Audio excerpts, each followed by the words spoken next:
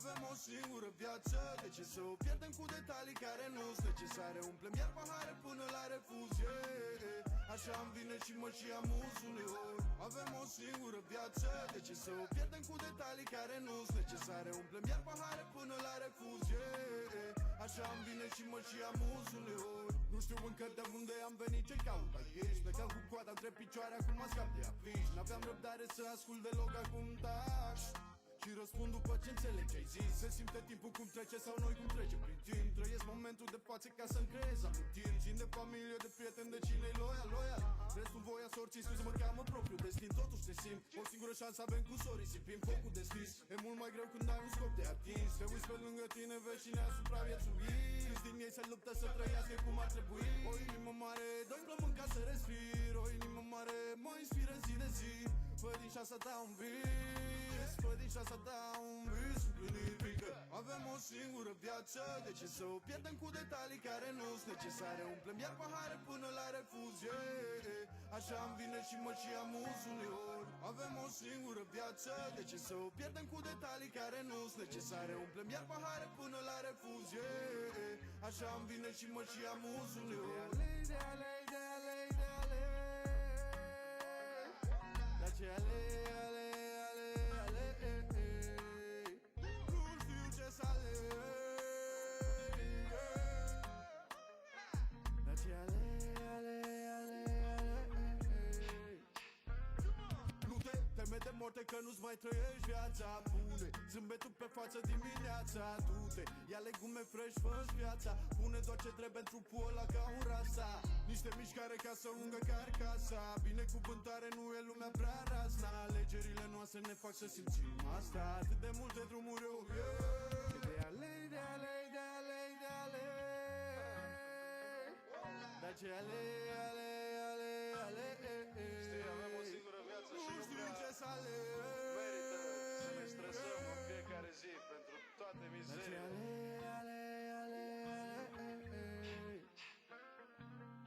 Avem o singură viață, de ce să o pierdem cu detalii care nu-s necesare? Umplem iar pahare până la refuz, yeah. Așa îmi vine și mă și amuz uneori. Avem o singură viață, de ce să o pierdem cu detalii care nu-s necesare? Umplem iar pahare până la refuz, yeah. Așa îmi vine și mă și amuz uneori. One life, one life.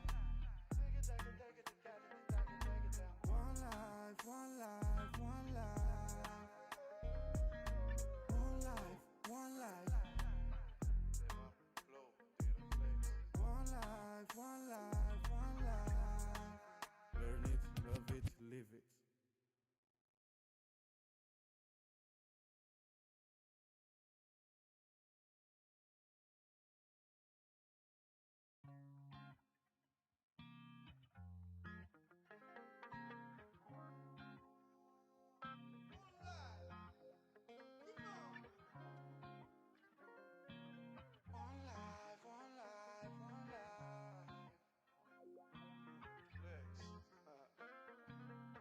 Avem o singură viață, de ce să o pierdem cu detalii care nu-s necesare? Umplem iar pahare până la refuz, yeah. Așa îmi vine și mă și amuz uneori. Avem o singură viață, de ce să o pierdem cu detalii care nu-s necesare? Umplem iar pahare până la refuz, yeah. Așa îmi vine și mă și amuz uneori. Nu știu încă de unde am venit, ce caut aici. Plecam cu coada între picioare, acum scap de afiș. N-aveam răbdare să ascult deloc, acum taș și răspund după ce înțeleg ce-ai zis. Se simte timpul cum trece sau noi cum trece prin timp. Trăiesc momentul de față ca să-mi creez amintiri. Țin de familie, de prieteni, de cine-i loial, loial. Restul voia sorții sus mă cheamă propriu destin. Totuși te simt, o singură șansă avem cu sorii. Sipim focul deschis, e mult mai greu când ai un scop de atins. Te uiți pe lângă tine, vezi cine a supraviețuit. Câți din ei se luptă să trăiască cum ar trebui. O inimă mare, doi plămâni ca să respir. O inimă mare mă inspiră zi de zi. Fă din șansa ta un vis, fă din șansa ta un vis împlinit. Fiindcă avem o singură viață, de ce să o pierdem cu detalii care nu-s necesare? Umplem iar pahare până la refuz, yeah. Așa îmi vine și mă și amuz uneori. Avem o singură viață, de ce să o pierdem cu detalii care nu-s necesare? Umplem iar pahare până la refuz, yeah. Așa îmi vine și mă și amuz uneori. De ale, de ale, de ale, dar ce ale, ale, ale, ale.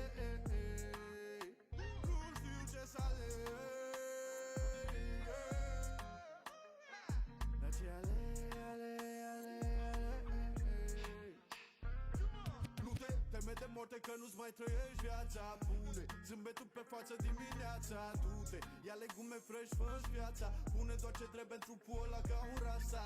Niște mișcare ca să ungă carcasa. Binecuvântare nu e lumea prea rasa. Alegerile noastre ne fac să simțim asta. Atât de multe drumuri eu, de alei, de alei, de alei, de alei. Dar ce alei, alei, alei, alei.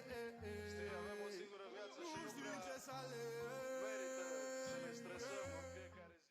Hi and welcome everyone to another Deadline stream on my channel. Firstly, good morning, and hopefully I didn't break your ears or something like that, so sorry about that.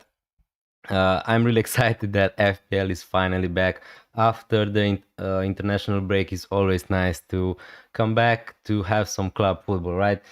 Hi Shaggy, hi everyone, thank you so much for joining so early into the stream. Any recommendation for a wildcard game week 4? We're going to discuss about that in a minute. Obviously, I made a wildcard draft 1 week ago, something like that. So maybe we're going to also play with it to see how would I wildcard if I was wildcarding in game week 4, obviously. But yeah, in a minute. Generally, recommendation if you're wildcarding game week 4, I think that I would go early on some Arsenal players, probably 2. Something like Ryan Gyökeres, just because the fixtures are going to turn for Arsenal after game week 7. So probably I would have some.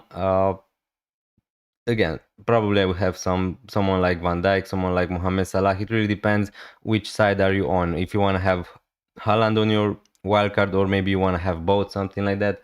Hi Sam Maguire, thank you so much for joining. Really appreciate it. Thank you so much, guys. 15 people on the stream already. It really means a lot. Hi Utsav, Gimir, thank you so much for joining the stream.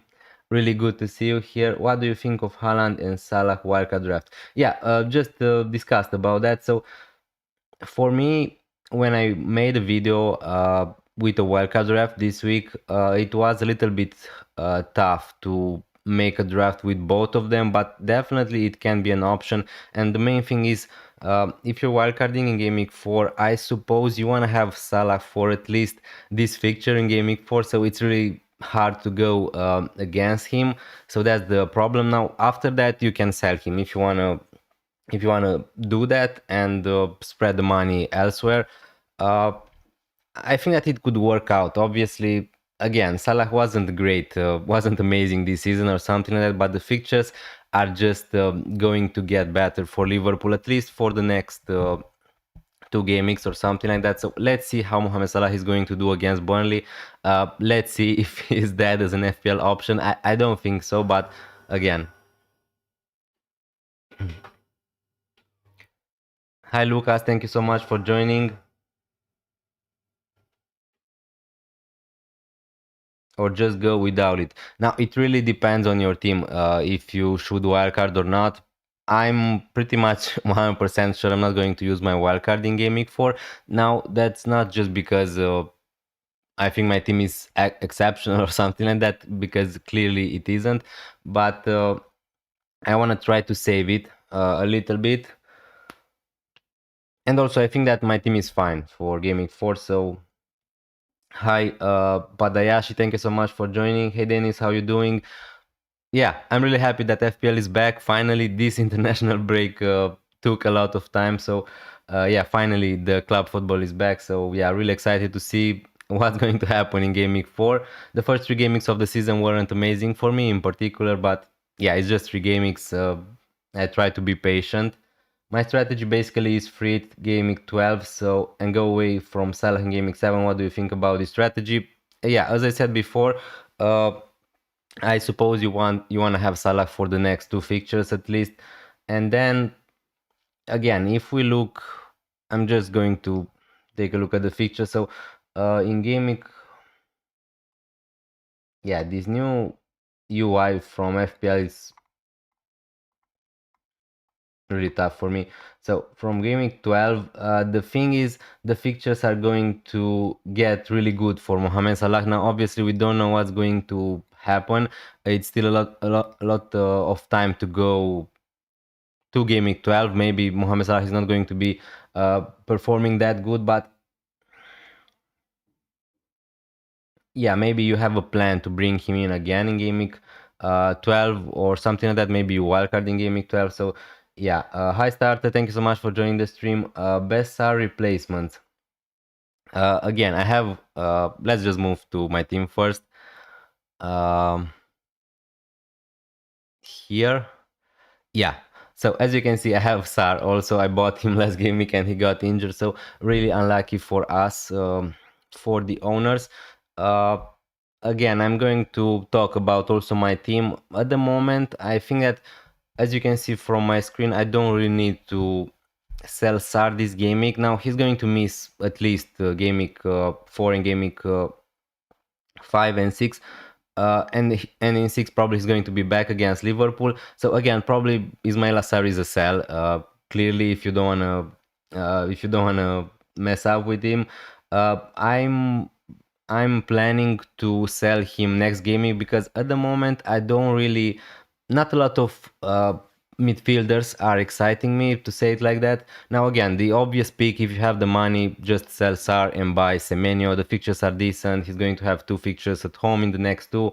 The fixtures overall are decent for Bournemouth and he's a pretty reliable player. So I would say, like everyone else, probably Semenyo is the best Sar replacement if you have the money. Now, if you don't have the money, that's a little bit more trickier because you have the players from Everton. Now, again, Grealish, if you have the money, Njae has a knock. So definitely, I think that you're not going to buy Njae for Gaming 4.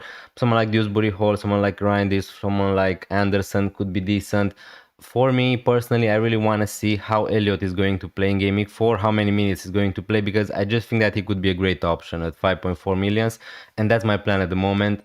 Hopefully, Elliot is going to play good minutes for Aston Villa. Hopefully, he's going to play good, and then maybe I'm just going to sell Sar and bring in Harvey Elliott for Game Week 5 and also bench boost him. So that's my plan at the moment.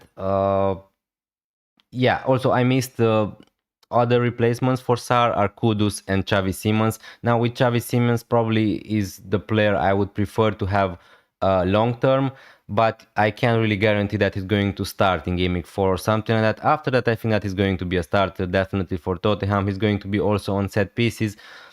So again, these are the options: Semenyo, Xavi Simons, Kudus, Grealish maybe, Dewsbury Hall.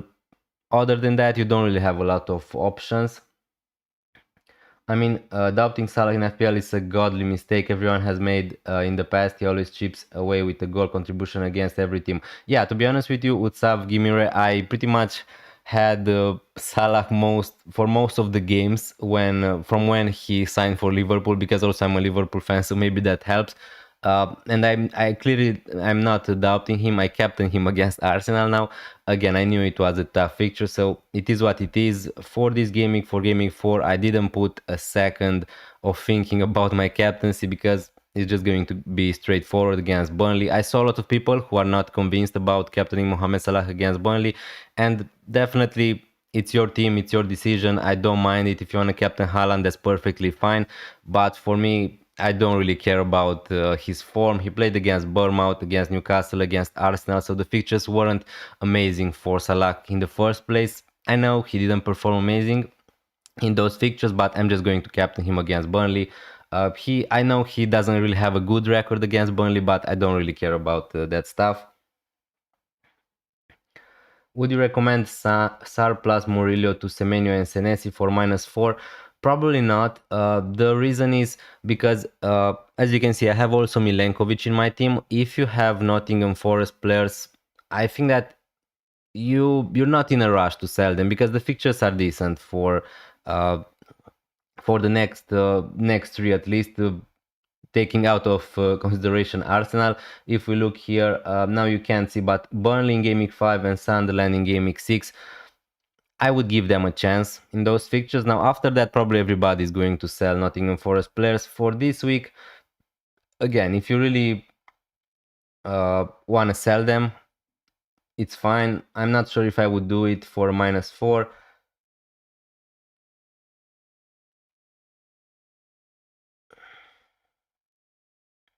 So I like Sar to Semenyo, but Murillo, to Senesi for -4. I just don't think that's something I would do, at least Sam Maguire. So yeah, I don't like the other replacements. Yeah, same. So probably I would not take the -4. I would just sell Sarr to Semenyo in your case. Sam Maguire, if you can do that. Sam Small, thank you so much for joining. Also Vignesh, Shareza, Shak, thank you so much guys for joining the stream. Really appreciate it. Also leave a like, subscribe to this channel if you're new around here. Starting Senesi over Joao over Pedro, mate. Thank you for the stream. No problem. Thank you so much for joining the stream. Now, if you're talking about Joao Pedro, the forward from Chelsea, no, I would not start Senesi, and also I would start every Pedro instead of starting Senesi. To be honest with you, so yeah, I would start Pedro Porro against West Ham. I think wildcard opinion: Petrovic, Dubravka, Van de Ven, Porro, Munoz, Goodmanson, Cash. I'm not really sure about Cash, to be honest with you. Salah, King, Mbeumo, Grealish, Kudus, Mateta, Haaland, and Foster. Plan sell Salah plus Foster to Saka and Gyökeres gaming 7. Now that's a good plan, Sam Small. I would not have. Oh, that's Van Dijk. Sorry. So Van Dijk, Porro. I would not have Pedro Porro on a wildcard, to be honest with you. Probably he's going to lose the set pieces now that Xavi Simons signed. So if you want a sports defender, I would just go Van de Ven or Romero. Munoz, Goodmanson, Cash. Yeah, okay. Yeah, I like your picks. Again, you're missing some Aston Villa players again, but probably if you're wildcarding, I suppose that's one of the reasons why you're wildcarding. So yeah, not a problem. If you want to go for Gyökeres early on, that's perfectly fine. I think, as I said before, I think that I would have Gyökeres and an Arsenal defender if I was wildcarding in Gaming 4, but that's just me. So yeah, this is a Salah plus Haaland draft, so yeah. Petrovic, Dubravka. Yeah, I think that I would go for Raya instead of Petrovic if you can, obviously. Play Xavi from Spurs or Senesi. Now that's a tough question. Usually I would definitely just play the attacker. It is a doubt because we're not sure if Xavi Simons is definitely going to start. If you want to play it safe, just play Senesi. If you think that Xavi Simons is going to start, or you want to take a punt, just play him. Should I play Wood or Senesi this gaming? In that case, to be honest with you, probably I would just play Senesi, opposite to the rules. But yeah, Wood is on penalties. He's a striker, so be prepared for him to score a penalty against Arsenal. 1 second. Let me just turn the lights a little bit. Kerk is on Van Dijk. I would go for Van Dijk for the safety, and it's not looking like Kerkez has such a more attacking threat than Van Dijk, so yeah. Okay. Start Elliot, Anderson or Wood. Oh, that's tough because probably with Anderson, although he didn't get a lot of defensive contributions in the first 3 games of the season, probably is going to get some defensive contribution against Arsenal. So you're looking at something like 4 points for Anderson, even if they both are going to blank. Probably I would still start Wood instead of Anderson, to be honest with you. Hi Harlesville, thank you so much for joining. Thank you so much, guys. 28 people on this live stream. That's just amazing. Really appreciate it. Hopefully all of you are doing good. Thank you so much for being here. Leave a like also on this stream if you're enjoying it, obviously. We're going to take a look also maybe at some... I'm going to try to make a wildcard draft on this stream if you have the time. I'm going to discuss my strategy. At the moment, as you can see from the information, my plan is to sell Aaron Bissaka to Anderson or Senesi because I don't really want to play Milenkovic against Arsenal, but yeah, let's think a little bit about it. Hi Tonda Rudiger, thank you so much for joining the stream. Shareza Shak, thank you mate, thank you so much for being here. Chaloba and Munoz or Cucurella and Richards. I really like Munoz. Short term, to be honest with you, I'm not sure if Chalobah and Tosin are going to be the starter for Chelsea every game week. Once also the Champions League is going to be on, so definitely safe for risk Cucurella and Richards. Probably I would go Cucurella and Richards just because I don't want to go for Chalobah, but definitely I prefer Munoz to Richards. Do you think Pedro and Estevao will be starting or Palmer? Uh, I think that João Pedro is going to start. I think that his minutes are going to be managed probably because he had a long trip to Brazil in the international breaks, and also Maresca said something about it. But to be honest with you, I can't see João Pedro not starting for Chelsea because they really don't have a lot of options in attack.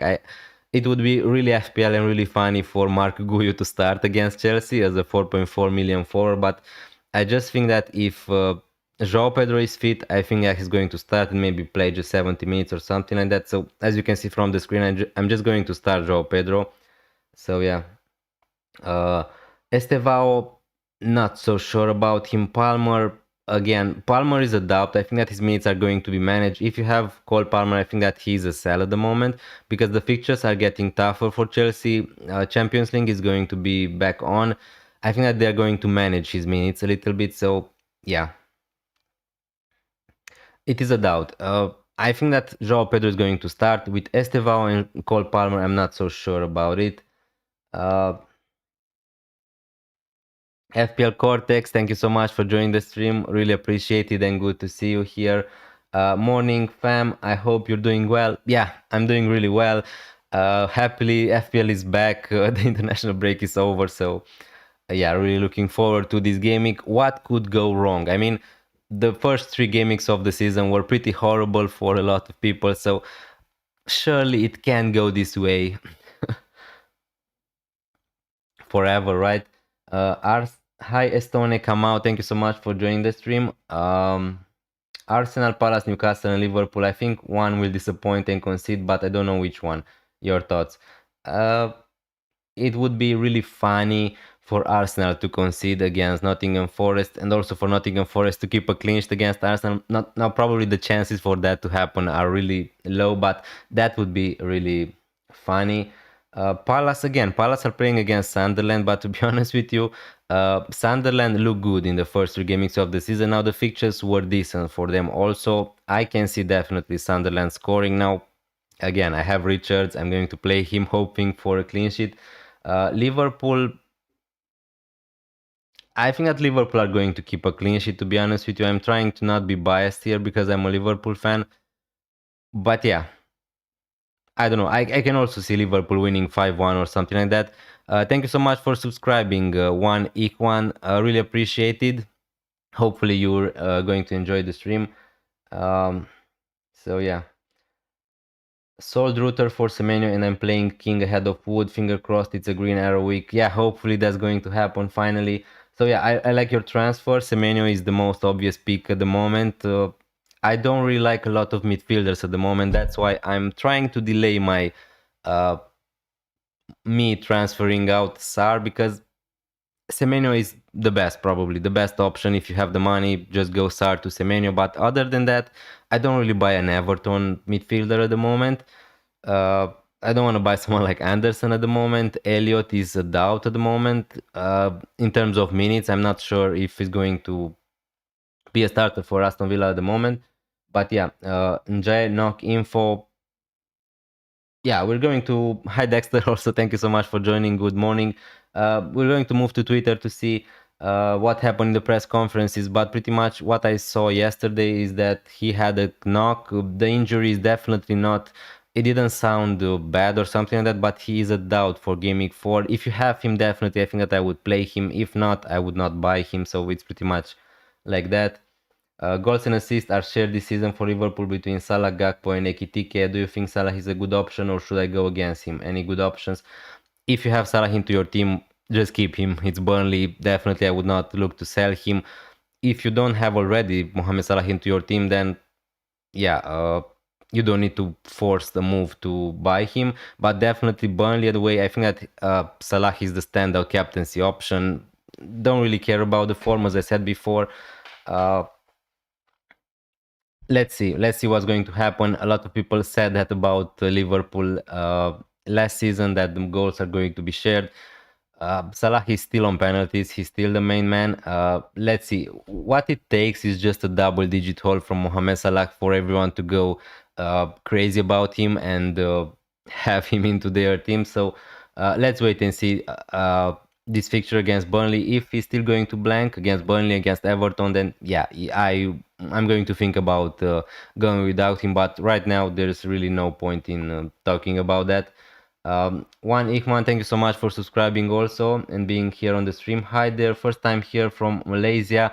Nice. Thank you so much.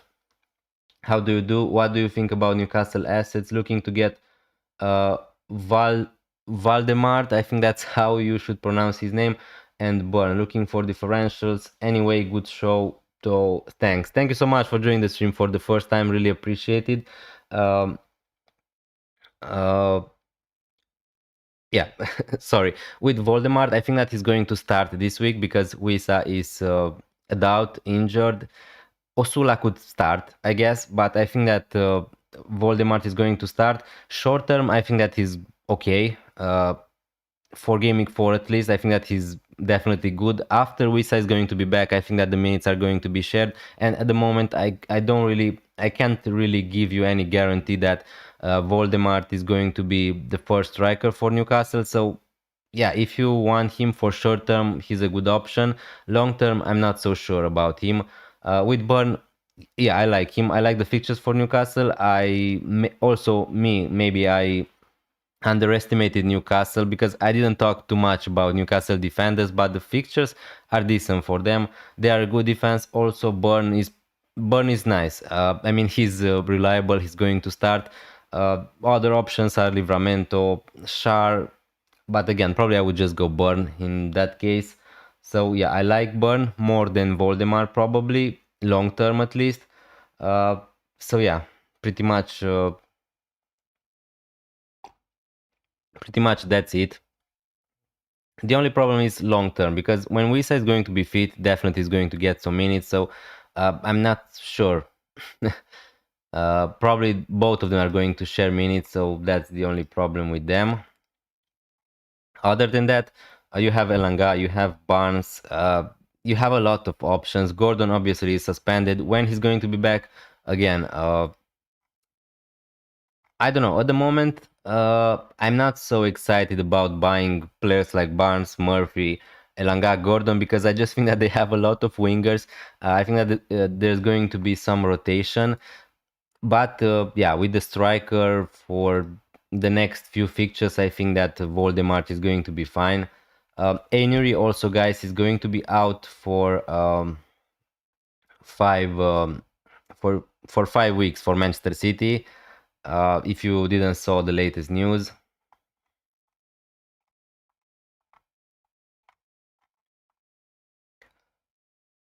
Should I bench Reinders? Now, if you have better players, then yeah. If you don't, probably not. It really depends who you're benching Reinders for, because that's also a reason why I'm not really sure about selling Sar, because I have the money to sell Sar to Semenyo, for an example. But then I'm just going to sell Sar to Semenyo to bench Reinders. And also I think that Reinders is a fine pick. So I just don't feel forced to do that move this game week. I want to get one more game week of information before selling Sar. And also that's because maybe I really want to buy Harvey Elliott and I don't want to buy him this week. I want to see him first playing for Aston Villa. I think that he's going to be a starter for Aston Villa long term, definitely. I think that is a great option. But I just don't want to do that move now. And even if I'm going to sell Sar to Harvey Elliott, I'm not going to start Harvey Elliott instead of Reinders. So, yeah. Hi, Daniel, Regix. Thank you so much for joining the stream. Really appreciate it. Mateta and Semenyo or Gyökeres and Grealish.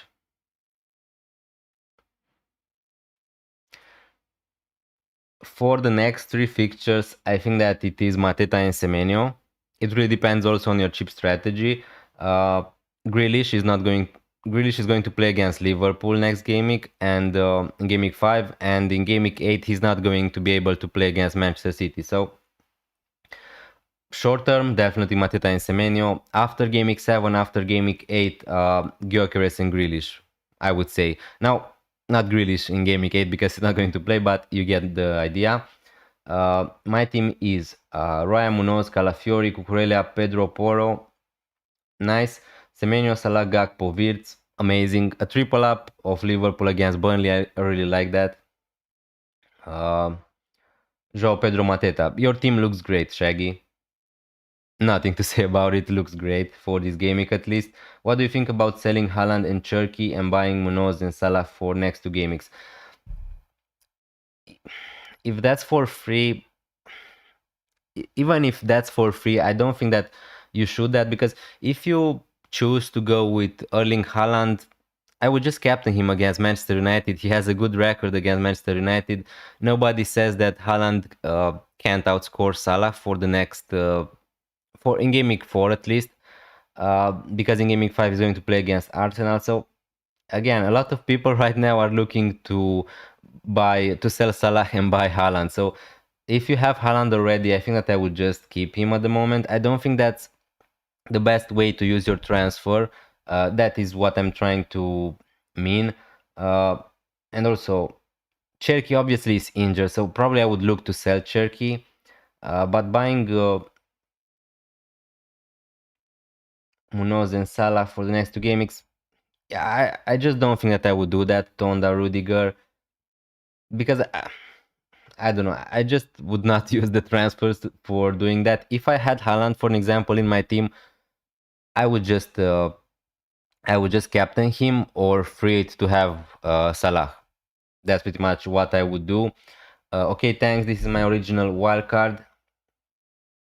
Donnarumma, Rufs, Tarkovsky, Lacroix, Senesi, Chaloba, Timber, Semenyo, Anthony, Paqueta, Enzo, Grealish, Mateta, Haaland, Gyökeres. Do I need to change or just stick with it? Again, I made a wildcard draft this game week. I would go probably a little bit different. For an example, I would have you have Timber from Arsenal. Probably I would go for Gabriel or Raya, to be honest with you, if you have the money to do that. I'm not sure if I would go for Tarkovsky. Maybe I would go for Munoz. Maybe I would go for someone like Anderson from Fulham.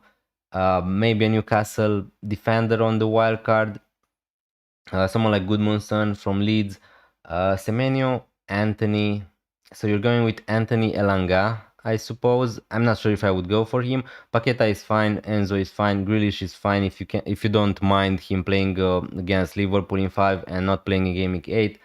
Mateta, Haaland, Gyökeres, I like your 4 line, so this is probably something I would go for on a wildcard if you don't want to go for Mohamed Salah. So in defense, I would make maybe some changes and maybe not have Anthony Elanga. Yeah, in your case, Shaggy, I would just bench Reinders probably. Yeah. Will Isak start? Hi, Song Zombie. Thank you so much for joining the stream. I can't guarantee you 100% if Isak is going to start or not, but I would say the chances for him to start are really slim. Also, from what Arne Slot said, they're not going to start Alexander Isak for the next few game weeks, I think. So yeah, for me as a Liverpool fan, I think that there's no point in starting Isak. He hadn't had any preseason. He didn't play even for Sweden. He played 50 minutes or something like that. So no, I think that Isak is not going to start game week 4. If you're planning to buy Alexander Isak, I think that definitely you should wait a little bit more to see when he's going to start for Liverpool. If you have Ekitike, definitely just keep him for game week 4 for sure. No, Anthony Burnley. Oh, okay, so you have Anthony for Burnley. Again, I don't think that I would go for a midfielder from Burnley. I know that he scored a lot of points in the first 3 game weeks of the season, but surely that can't continue.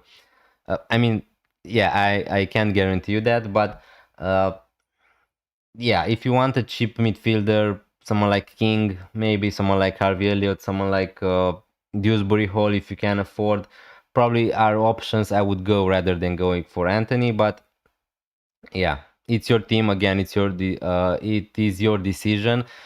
So yeah, you thought more about using your wildcard than me for sure for Game Week 4. So yeah, maybe you're right. Um, that's why I asked about Randy's. Yeah, Shaggy. Yeah, I understand, but I would just start. There isn't any midfielder I would bench to start Randy's, to be honest with you. So you have three midfielders from Liverpool, so I would just start them. Hi, Luca de Gabriel. Thank you so much for joining. Really appreciated. Sell Munoz for Neko or sell Sar for Njae. I mean, if you're asking me selling Nico Williams to Munoz, I think that's a good move. To sell Sar for Njae, Kudus, Jeremy Pino, probably I would just sell him for Kudus from those options. Njae is a doubt, at least for Gaming 4. I'm not sure if I would be buying him in Gaming 4 because of the press conference. So probably I would go for Kudus. My team is Sanchez, Anderson, Virgil van de Ven, Poro, Bruno Fernandes, Reinders, Salah, Rogers, Woodrow, Pedro Watkins, bench Dubravka, Neko, Sar, Esteve. To be honest with you, your team looks good for Game Week 4. I'm not sure if I would do any transfers, to be honest with you. Also, the fixtures for Nico Williams are going to be great in Game Week 5 and Game Week 6, so depending on your cheap strategy, probably I would just keep him for the moment.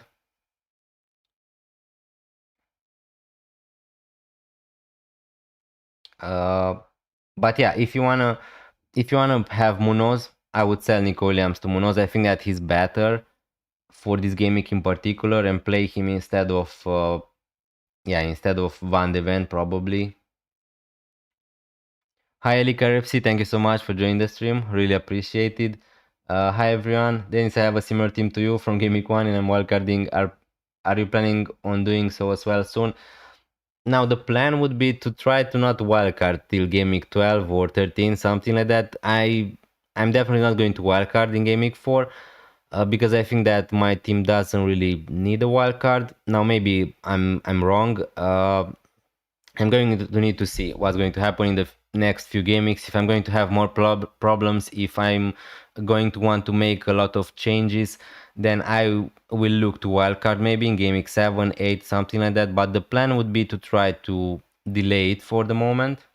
Hi Tosh, thank you so much for joining the stream. Guehi or Lacroix. Lacroix is definitely the better option. Now he's more expensive, obviously, but I think that it's worth to go for someone like Lacroix instead of Guehi just because he's much better for defensive contribution points. So yeah, I would go Lacroix in that case. Now guys, if you don't mind, let me just move to Twitter to see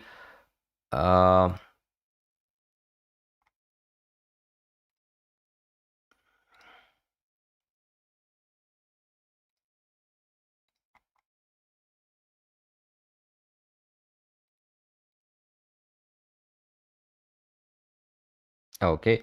Also, by the way, follow me on socials. The links are into my description if you want to. Obviously, I want to take a look.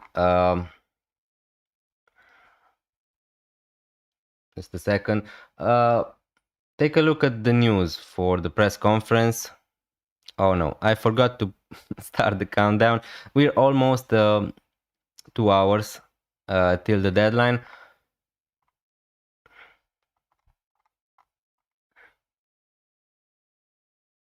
So yeah, I want to take a look at what happened in the press conferences. Hi, The Go, thank you so much for joining the stream, really appreciate it. Don't you have a transfer, maybe swap Bisaka with Anderson and play him instead of Milenkovic? Yeah, probably that's what I'm going to do. I have one free transfer. I just didn't use it yet.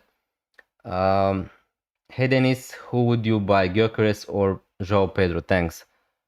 If you have the money, probably I would just buy Gyökeres. Again, I don't really like the fixtures for Gyökeres in Gaming 5 and 6, but long term I will want to have Gyökeres. And the fixtures are not amazing for João Pedro either. So for that reason, I think that I would just save a transfer and go Gyökeres if you have the money.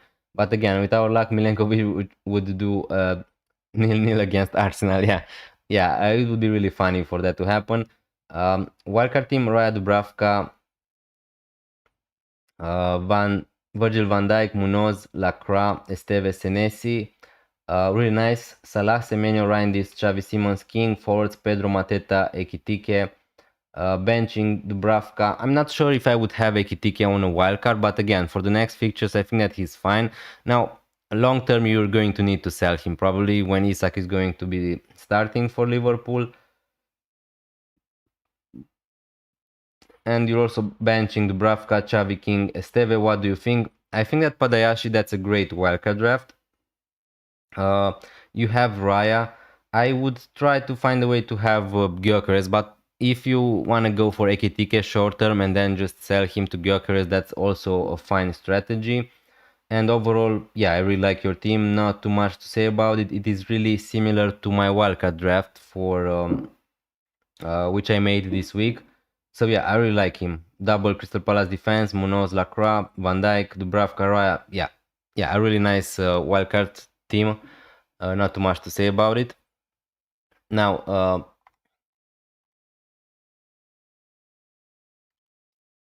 let me just move here again. So for Burnley, not a lot of people probably are going to be interested. But yeah, no issues for Burnley players if you have them. Aston Villa, Kamara, Onana, Garcia and Barkley remain unavailable. Emi Martinez finally is back in the squad, with Emery calling him the best goalkeeper in the world. Okay, that's a little bit funny after he wanted to join Manchester United. Sancho, Harvey Elliott and Lindelof will be all in the squad. Now, again, if you want to take a punt on Harvey Elliott, if you want to take a punt from these midfielders, I think that it would be for me Harvey Elliott. I'm not sure if he's going to start in Game Week 4 at least, but definitely for the future, he's one to monitor. For Fulham, no injury problems. Xavi Simons is further, or Simons I should say, is further along than Colomwani in terms of match readiness. If you have players from Spurs, Richarlison probably is fine to start. Kudus definitely. Xavi Simons, again, it's a 50-50 if he's going to start or not, but long term a decent option. And someone asked also me about Iliman Injae. He's a concern with a knock. Moyes is unsure on his availability. So again, if you have Injae, I would not sell. I would keep. Probably I would just start him. If you don't have him and if you were looking to buy him, probably I would not buy him in Game Week 4. Mikolenko has a minor issue. From Arsenal, Saliba is back in training, so he's not injured long term. Saka is still out, no surprises here. Ben White returned to training, so again, Timber at some point, maybe he's not going to start every game for Arsenal, so be cautious if you have Timber into your team. Sarr, again, everybody knows he has been ruled out for the next 2 games, and he's expected to be back for Liverpool. Now, if that's going to happen, we don't know. Definitely he's a sell at the moment if you want to do that. Wharton also is out, and Yermi Pino looks set to start if you want to take a punt on him.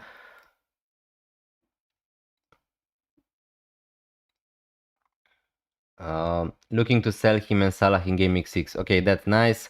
Padayashi, Max Edits, thank you so much for joining the stream. Really appreciate it. Thank you so much, guys, for 19 likes. Let's try to make it 20. Also, hit that subscribe button if you're new around here. And if you enjoy the content, obviously, should I use play Palmer or just bench him for this game week? I think that if you have Palmer, I would sell him because of the uncertainty around him. The fixtures are not amazing for Chelsea. Champions League is going to be back on.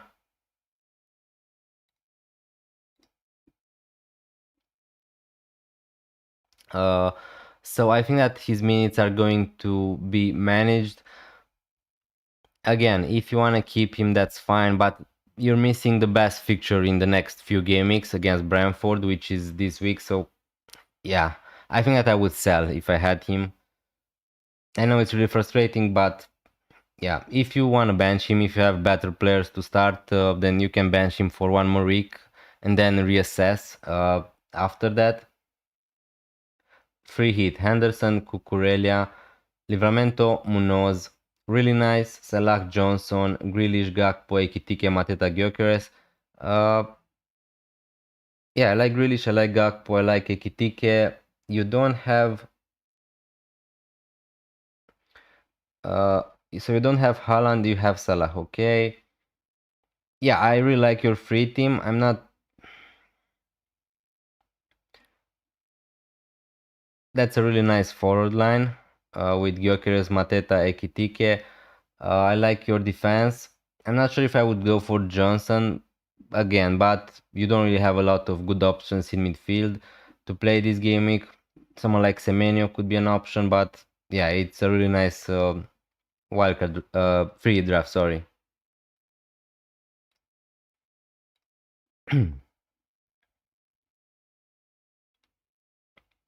For Brentford, not a lot of interesting injury news. Manchester United, Cunha, Mount, and Dalot will all miss through injury if you have Manchester United players. And also Bain Deer is going to start in goal for Manchester. Is not going to be the new goalkeeper. Also, another big news is that Strand Larsen is out for Game Week 4, and the injury seems more serious than initially thought. So again, if you have Strand Larsen, probably he's a sell, and it's really frustrating because he had a great fixture in Game Week 5. But yeah. For Manchester City, again, if you don't know already, Marmoush is going to be out, Ainier is going to be out for 5 weeks, and Cherky is going to miss the Manchester Derby. John Stone is also out. Yeah, pretty much that's it for Manchester City. From Bournemouth, nothing really interesting. So yeah, pretty much those are the injury news we found about yesterday. Cole Palmer trained partially yesterday and will attempt to train fully today. We need to think to manage a little bit him because of the amount of games. So what I said earlier, I think that they're going to try to manage him when also the Champions League is going to start. So yeah, I think that Palmer is a sell if you have him at the moment. Fabian Hürzeler, yeah, Webster and March, the only absentees for the trip to Bournemouth. Newcastle, Wissa is out for Game Week 4 with a knee injury suffered on international duty. Now we don't know the extent of this injury. So yeah, don't buy Wissa, definitely. And if we talk a little bit about Alexander Isak, as I said before, I don't think that he's going to start. He missed a proper preseason, so now we have to build him up gradually. So to me, that doesn't sound that he's going to start against Burnley. Now, you do with this information why you think it's best, but even when I saw that Isak signed for Liverpool, I knew that he wasn't going to start against Burnley because there isn't really no point in doing that. Definitely against Burnley, why they also have Ekitike who's playing decent. So yeah, Isak is going to play. He's going to be subbed in probably in every game week for 10, 15, 20 minutes, something like that. But he's not going to start. And also definitely he can score in 10 minutes against Burnley, but I don't think that you should buy him for that reason. Also for Nottingham Forest, the only news is that Ola Aina is looking to be out for 3 months, so he's definitely a sell again if you have him. And yeah, pretty much that's it regarding injuries. Is Joao Pedro a risk for minutes? I would say yes. I still think that Joao Pedro is going to start because Chelsea don't really have a lot of options. But I think that he's going to play. His minutes are going to be managed for Game Week 4 at least. That's what I think. But again, if you have Joao Pedro, I would just start him, as you can see from the screen from my team. I think he's going to play 70 minutes, maybe something like that, because he had a long trip with Brazil. He played in Bolivia, so yeah, he didn't train a lot for Chelsea.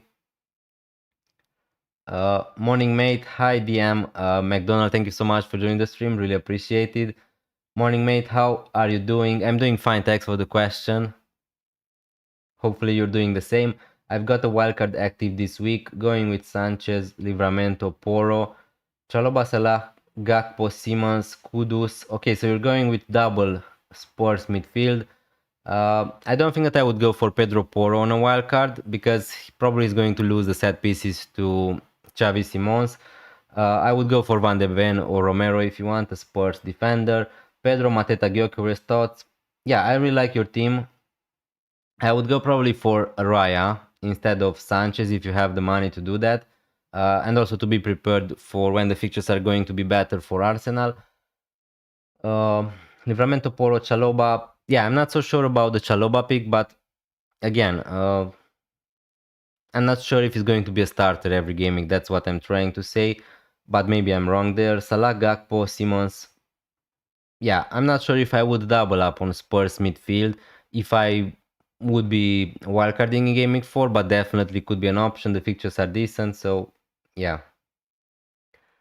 Would you go Eze, Johnson, Kudus, or Fernandez? I can downgrade bench Fernandez. If you want to go for Fernandez, that's perfectly fine, and you don't need to bench him. He's still on penalties. He's good for defensive contributions. I just don't think that I would go for him. That's all. Or Simons, who I think will be minutes risk as first, but I don't know. Xavi Simons is the midfielder from Spurs who I really want to have long term, more than Kudus, because as I said before, he's going to be on set pieces. In Gaming 4, definitely, I'm not sure if he's going to start or not, but after that, I think that he's not going to be a minutes risk. I think that he's going to start as a number 10 pretty much all the games for Spurs, so yeah. Do you think Calafiori will lose his spot this season against Lewis Kelly? Yeah, I'm not sure. I'm not sure about that. That's why if I would be to go for an Arsenal defender, probably would be Gabriel and Raya. Pretty much that's all, because I don't want to have this headache if I'm going to go for Timber, Calafiori. I'm just not going to be sure anytime soon if they're going to be nailed to start every gaming. So I would just not go there. But again, if you want to go there, that's perfectly fine. Hi Jet Lions, hi Simon Lee, hi Thomas Soto. Thank you so much, guys, for joining the stream. Really appreciate it and good to see you here. Hi FPL Dennis, hi Jet Lions. Thank you so much. I think you're the GOAT. Appreciate your work. Yeah, I'm definitely not the GOAT, but thank you so much for your kind words. I really appreciate it. It means a lot, and hopefully you're enjoying my content, my streams. That's what's about at the end of the day. I have Palmer, Sar, Enury. Who do I sell first? I mean, all three of those players are looking like sells to me. Now, again, with Palmer, probably he's going to play in Game Week 5, if not in Game Week 4. It really depends if you want to have Palmer long term. I think that his minutes are going to be managed, but definitely Ainery is going to be out for 5 weeks. Now, again, he's a defender, so maybe you're not forced to sell him right away. I think that Sar is the first one to sell, and then Ainery and then Palmer, but all of them could be sold this week if you have the free transfer. So yeah, that would be my order. I think Sar, Ainery, Palmer. Semonly, Wildcard, Raya Dubravka, Cucurella, Poro, Munoz. Again, as I said for everyone, if I would be wildcarding in Game Week 4, I don't think that I would go for Pedro Poro, because probably he's going to lose the set pieces to Xavi Simons. So if you want a Spurs defender, I would just go for Van de Ven or Romero in that case. Senesi, Goodmanson. Yeah. Other than that, really like your wildcard team. Salah, Gakpo, Semenyo, Reinders, Elliot, also amazing picks. Hopefully Elliot is going to work for you. Pedro, Mateta, Gyökeres, 0.1 in the bank. Any changes? It's pretty much similar to my wildcard draft for which I made this week. So I would not make a lot of changes. Probably if you want to have someone like Xavi Simons for the long term would be nice. And I would sell Pedro Poro to Van de Ven or Romero. Pretty much this is what I would change. But your team looks really nice. Hi Dennis. Hi Thomas Otto. Thank you so much for joining. I have 2 free transfers. I have Pedro, Richarlison and Wood up top. I would like to have Mateta. Worth it, and for who? I mean, your players are decent. Again, Wood is playing against Arsenal, so it's not amazing for Gaming 4, but if you have Wood, I would just keep him, to be honest with you. If you want to bench him in Gaming 4, that's fine, but for Gaming 5 and 6, I would like to have someone like Chris Wood, if you're not freeting or something like that, so I don't think that's worth it. Again, with Richarlison, I think that he's still okay to start for the short term. Now, after that, when Kolo Muani, is he going to play as a number 9? Is he going to play as a winger? I'm not sure. I think that Richarlison minutes are not going to be great going forward. But for Game Week 4, I think that I would keep them because I would want to have Wood for the next 3 game weeks at least. And then you can look to sell him.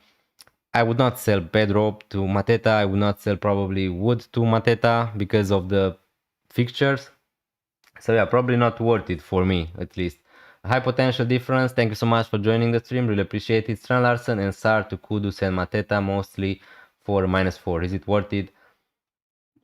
I mean, those transfers look definitely good.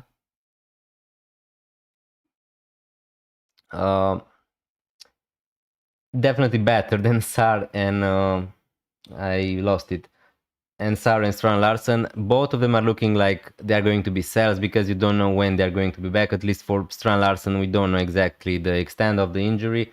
So if you can bench one of them, if you can just sell Sar to Kudus and see what's going to happen with Strand Larsen in Game Week 5, I probably would not take the -4, but if you really need both of those players to be in your starting 11, probably I would do it because you don't have an alternative. Those players are going to be out. It really depends which players you have to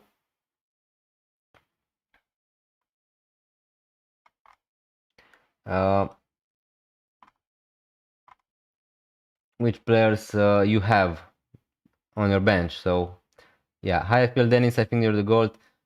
Yeah, I answered your question, Jet Lion. So who do I sell first? It would be Ismail Assar, Enury, and then Palmer. That would be my order. But yeah, if you have the free transfers, you can sell more of them this week. I've got Guehi on the bench, leaving myself with a budget to get Isak in the team.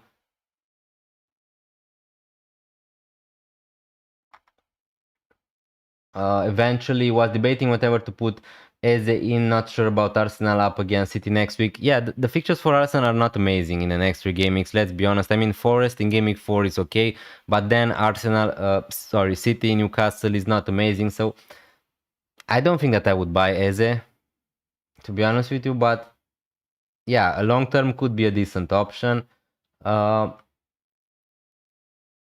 also, if you have the budget to get Isak, I don't think that Isak is going to be a standout option for Liverpool in the next few game weeks at least. So I'm not so sure at the moment if you need to have a lot of money in your bank just to wait for Isak, because he's not going to start game week 4, let's be real. Probably he's not going to start against Everton. And then it's Crystal Palace, where maybe I can see a start for Isak, but again, his minutes are going to be managed even when he's going to be starting. So again, if you want to leave the money there, that's fine. Foden, mad punt against United.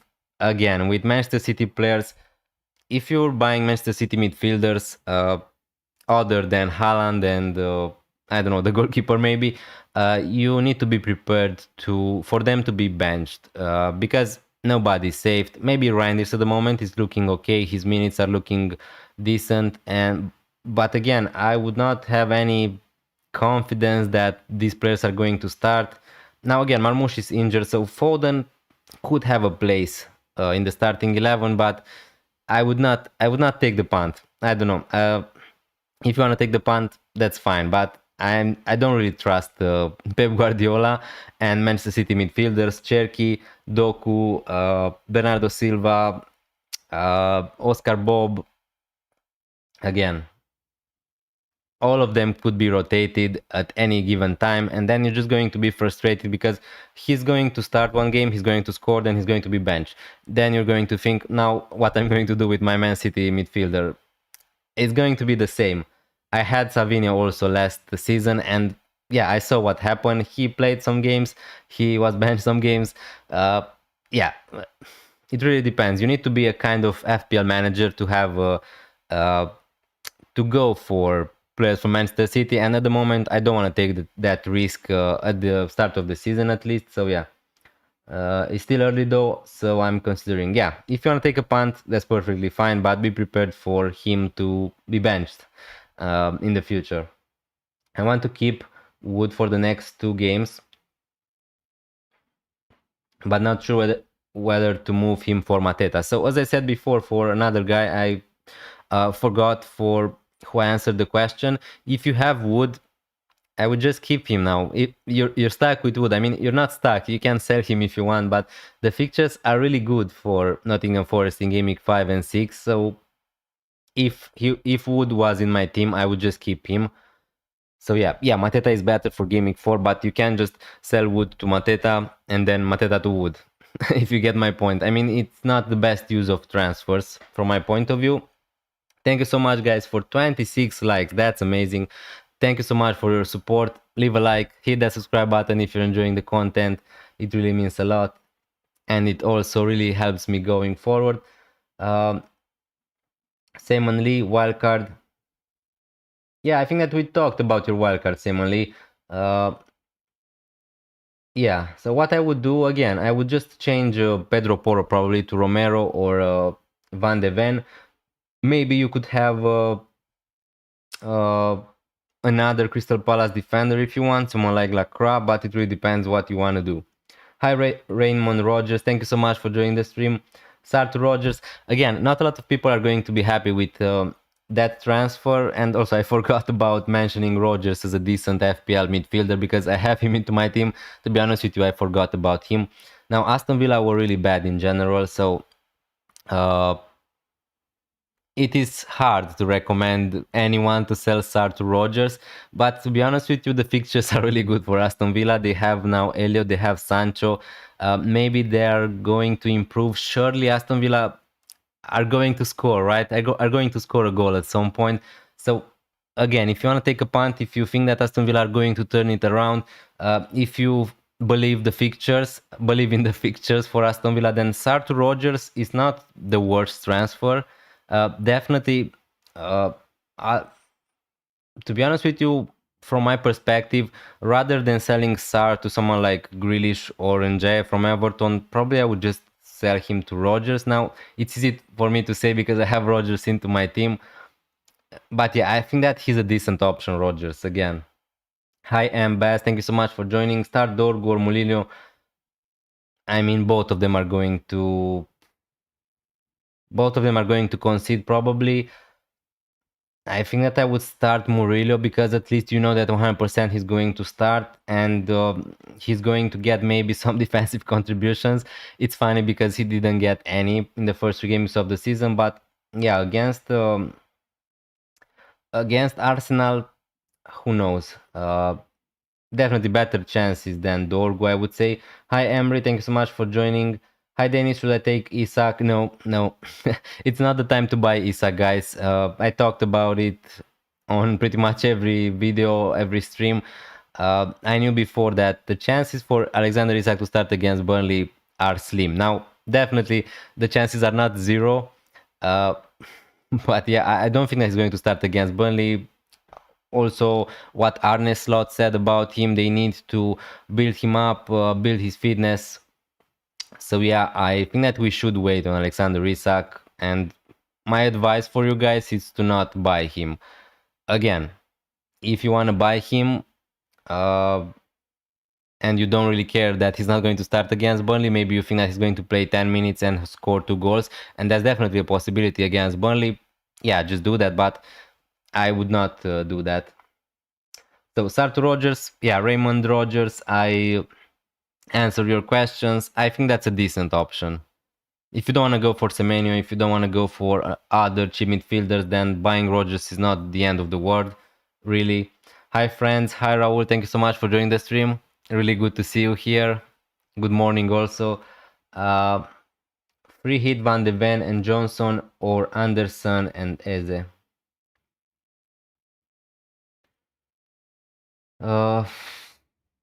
That's tough because those players don't have anything related to themselves. I think that Anderson is better than Van de Ven for this week.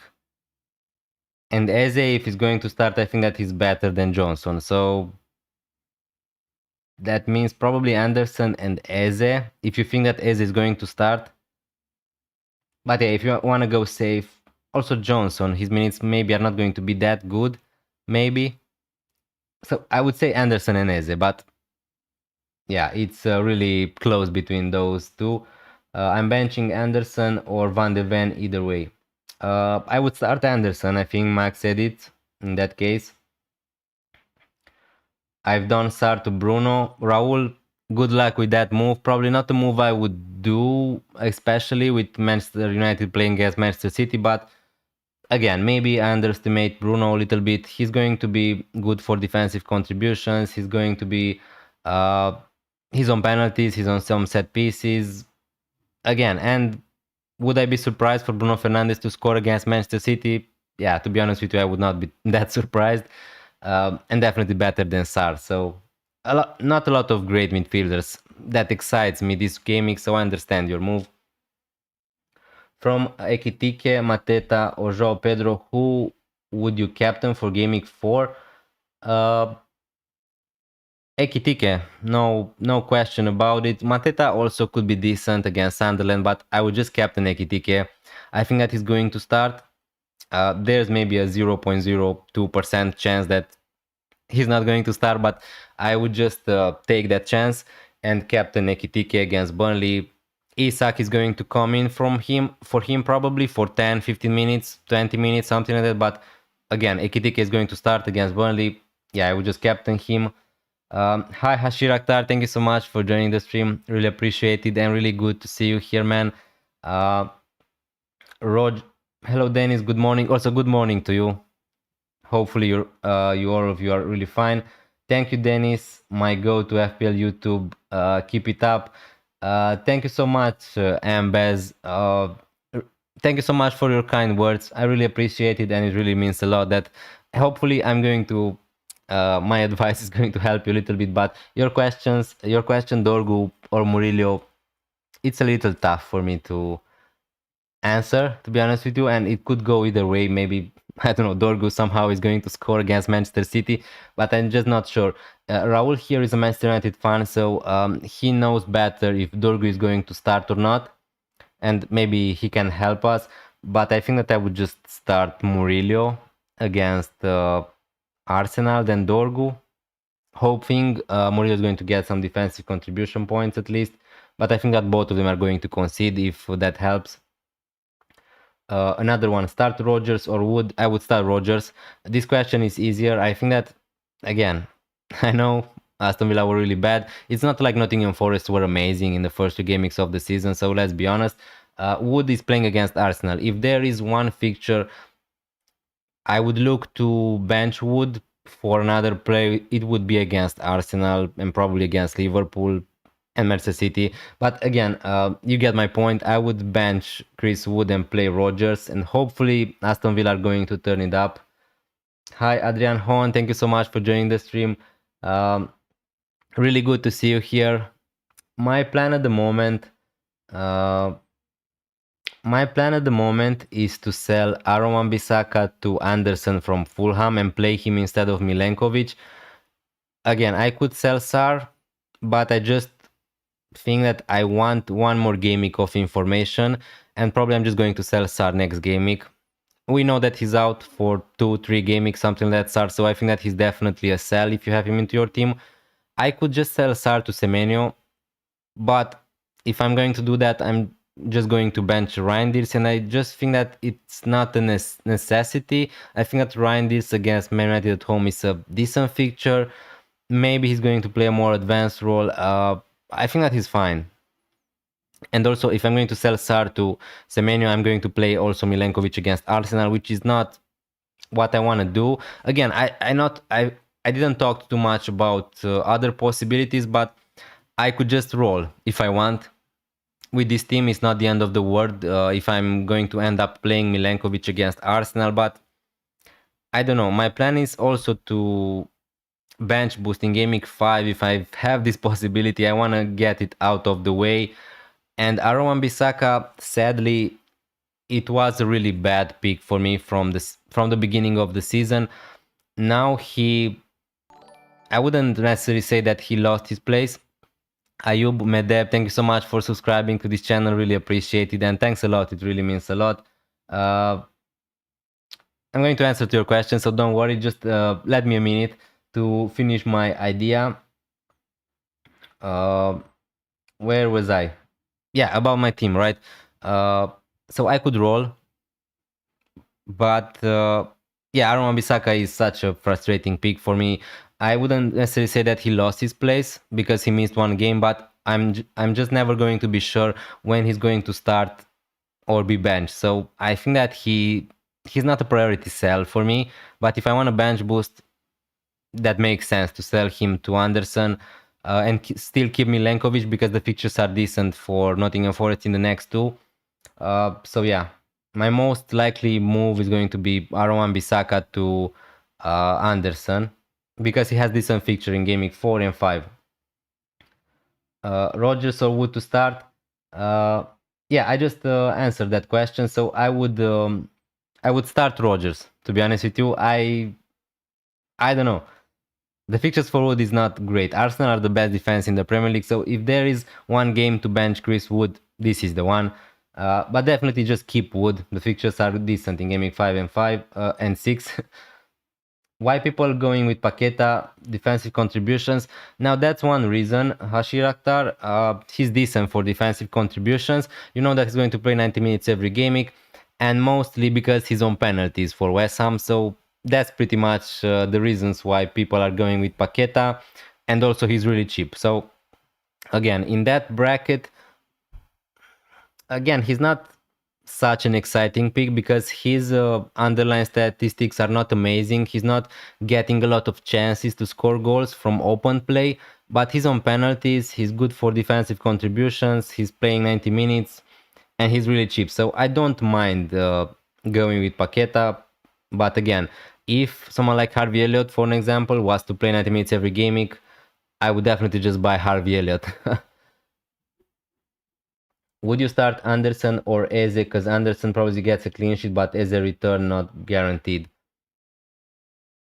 Now, it's not a guarantee that Anderson is going to keep a clean sheet, but definitely I would try to find a way to play Anderson this week. If you have him, if you have Anderson from Fulham, I would try to find a way to play him. Now, if that's with benching Eze, I'm not sure. Also, there is a possibility Eze is going to be on the bench, so I wouldn't be surprised for Eze to be still on the bench. Now, he looked great against Liverpool when he came in the second half, but it is a risk there for sure. First of all, it's a long-term move. Secondly, in absence of Cunha, I think Bruno will play much forward than earlier. Yeah, good point, Raul. Good point. I hadn't thought about that. So now that Cunha is out, maybe he's going to play a more advanced role. But even if he's not, he's still good for defensive contributions. He's still creating chances. It's not like he's not creating chances anymore. Now we need to see what's going to happen against Manchester City. But yeah, definitely not. I don't have a problem with Bruno Fernandes as a pick. I think that he's decent. I'm not sure if he's worth 9 millions to start with, but again, who's I have Wirtz, I have Florian Wirtz in my team, who also at the moment definitely is not worth 8.4 or what his price is at the moment. Ayub Medeb, again, thank you so much for subscribing. Sorry for not answering your question faster. I'm trying to answer all the questions, so that's why maybe. Sorry guys for waiting. My answer: sell Arias, Wilson, Adingra.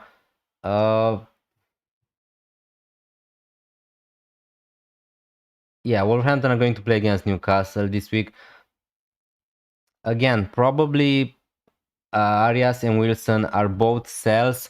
Adingra, again, he's probably the most nailed player in that from those options. And then Arias with Wilson, again, you're just never going to know when he's going to start or not. So probably first I would just sell Wilson, but it really depends which player you want to buy also. Start James Hill or Diouf.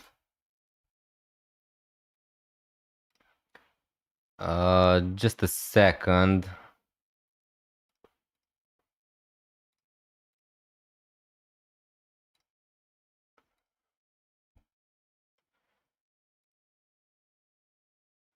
So Hill played 64 minutes against Tottenham away. To be honest with you, I'm going to be straightforward. I'm going to be honest. I'm not sure if James Hill is definitely going to start for Bournemouth. And if I'm not sure, in that case, I would just start Diouf probably. He's also, yeah, I think that I would start Diouf. But if you think that 100% James Hill is going to start, then I would start him for Bournemouth. In that case, then would you advise to have Wood and Mateta instead of Pedro? I only have the funds for 2 main strikers. So I forgot how your team was, Eliker. If you have João Pedro into your team, I would not sell him. For sure.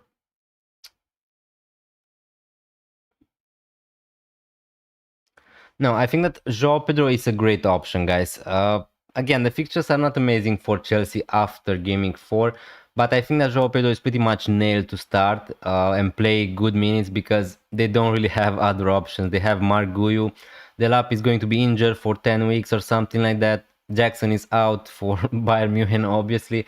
So Pedro is a nailed option, and in a Chelsea attack, which is decent. So I don't. If you have João Pedro into your team, definitely just keep him.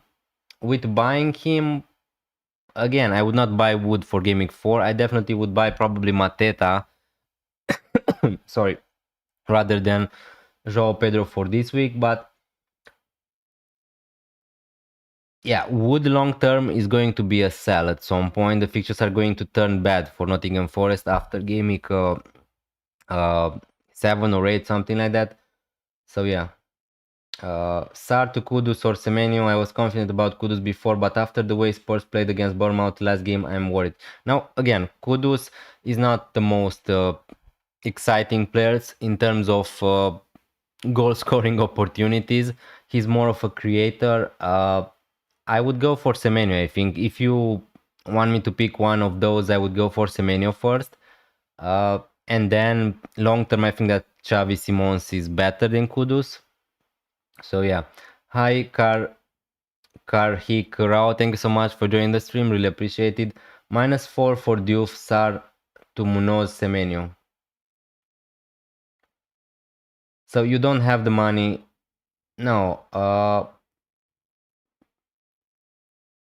I guess you can't just sell Diouf to Munoz, because if you can just do that, I would just sell Diouf to Munoz or Sar to Semenyo. I don't think that I would take the -4, to be honest with you. If you're forced to play Diouf against Spurs at home, it is what it is.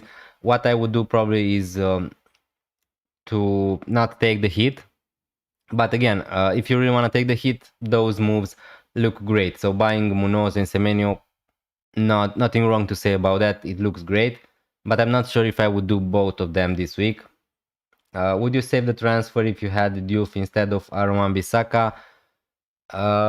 Good question. Good question. Probably yes, because we're going to move to fantasy football. How to talk a little bit about my strategy. If Aaron Bissaka was nailed to start, if I had Diouf, who I think that is going to start in Gaming 5, probably I would just look to bench boost him.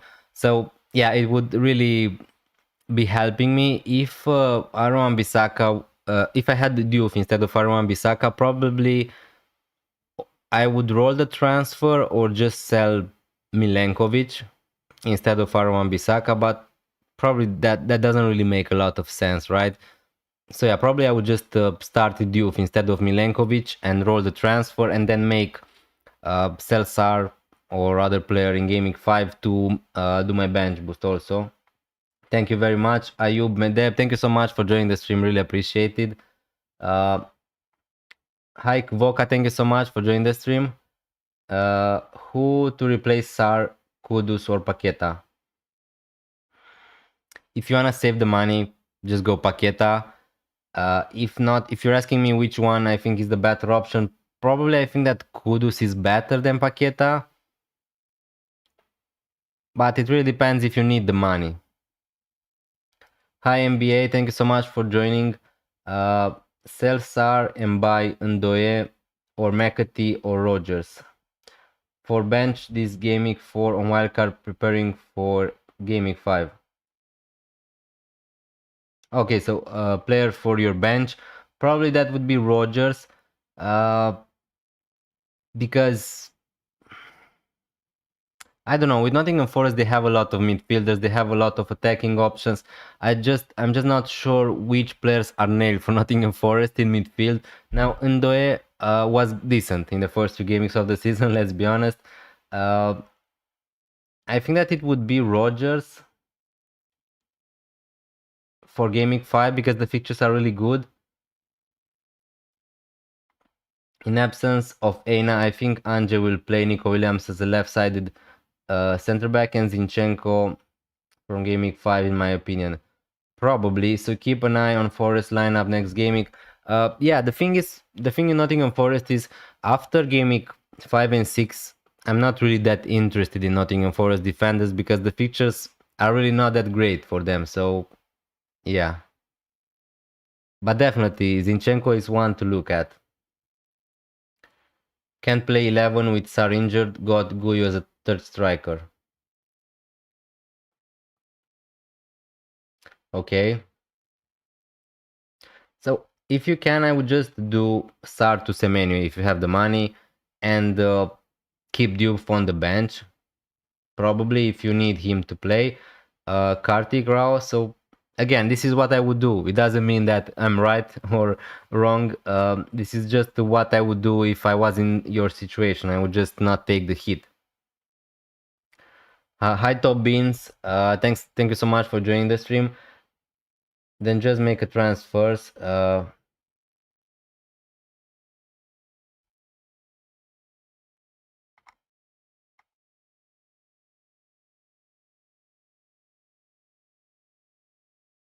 Virt's gonna cook this week, trust me. Yeah, hopefully. This is the fixture I've been waiting for my Liverpool boys. So if Virts is going to blank in Gaming 4, it's going to be really frustrating. But yeah, I have faith. Still in Florian Wirtz. He looked great in the second half against Arsenal. So yeah, it's Burnley. Let's see what's going to happen. Captain Gakpo or Watkins. Probably I would captain Gakpo if I had to choose between those two. Taking into consideration the fixtures, taking into consideration the form, probably Gakpo it is. Guehi and Semenyo or Lacroix and Kudus Rogers.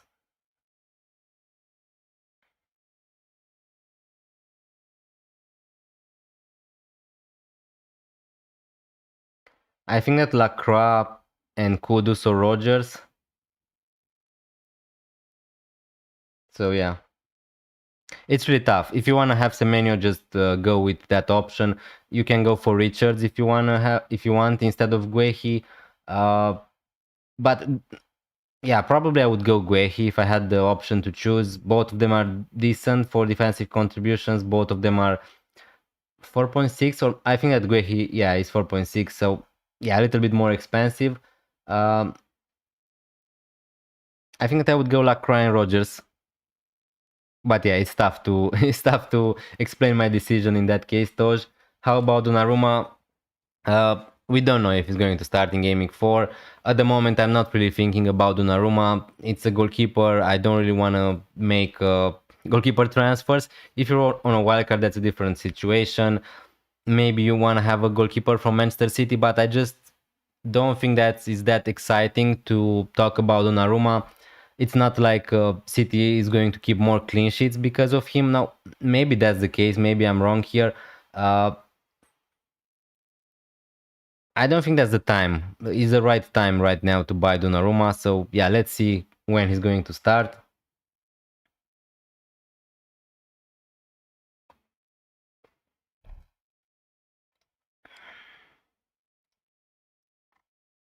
I actually did some search about the injury that Larsson has. It says it takes months to a year to heal. And what's the injury exactly? More exactly, because I didn't saw the name of the injury, so the name of the problem. But yeah, that sounds bad. So he's definitely a sell. if that's the case. That's really frustrating.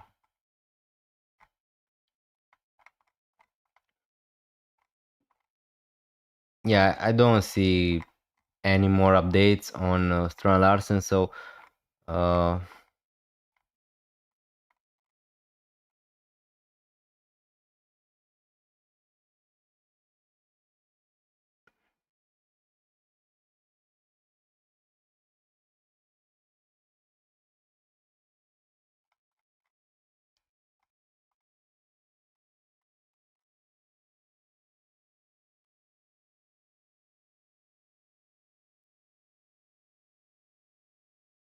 yeah, I just looked to see if we got any informations. Arsenal are the first gaming of the season, if I'm not wrong, so maybe we're going to get some news on Eberechi Eze if there are some players interesting here.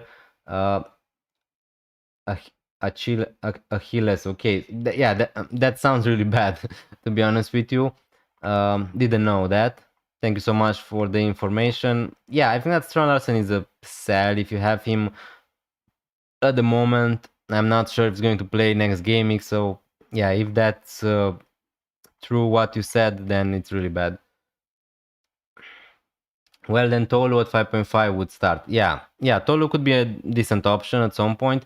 27 likes. Thank you so much, guys, for liking this stream. Let's try to get to 30 also. Subscribe to this channel if you're new around here. It would really mean a lot. And now, let me just talk a little bit about this.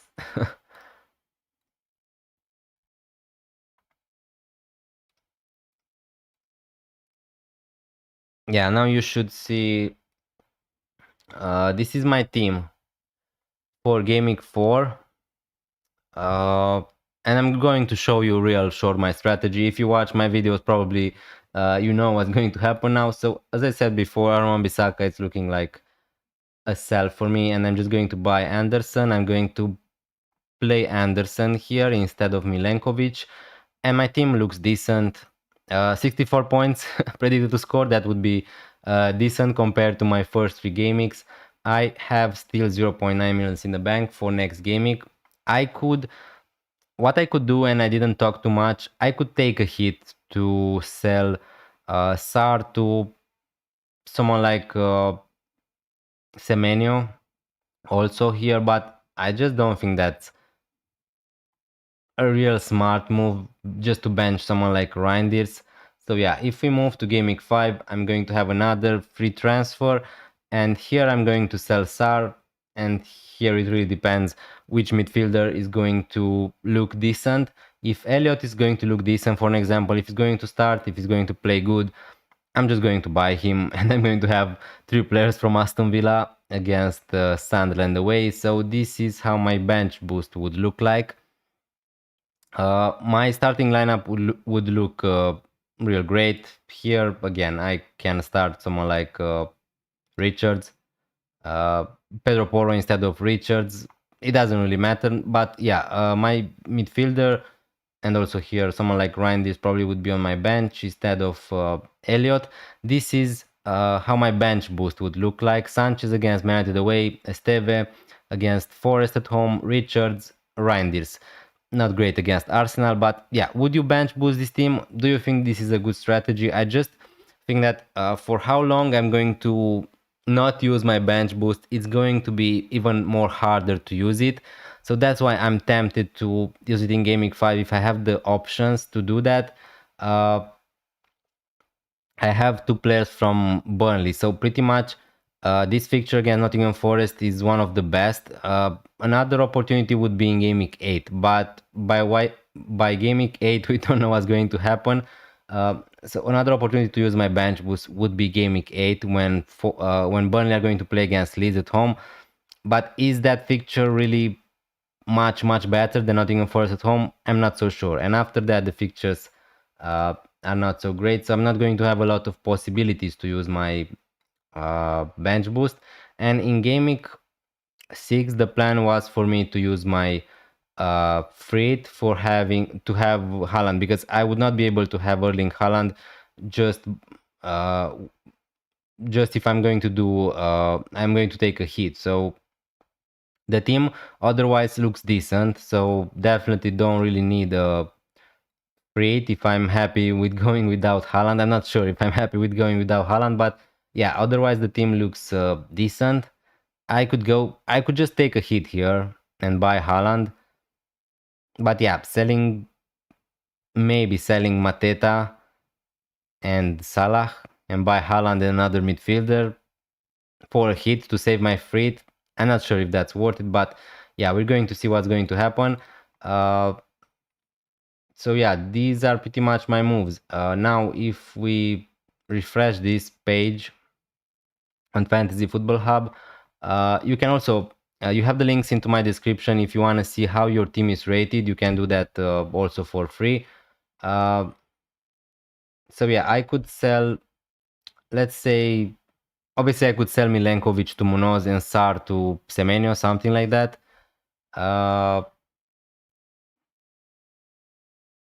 For a hit. Or I could sell the same, and Aaron Bissaka to Anderson and Sar to... Let me just see something. I could sell Sar to Elliot and bench Elliot this game week and sell Aaron Bissaka to... yeah, to Munoz. This would be another option if I want to take a hit. And yeah, that would be great, but I just don't want to buy Elliot this game week. Because what happens if he's not going to be nailed to start in game week 5, that then I would just look like a big fool.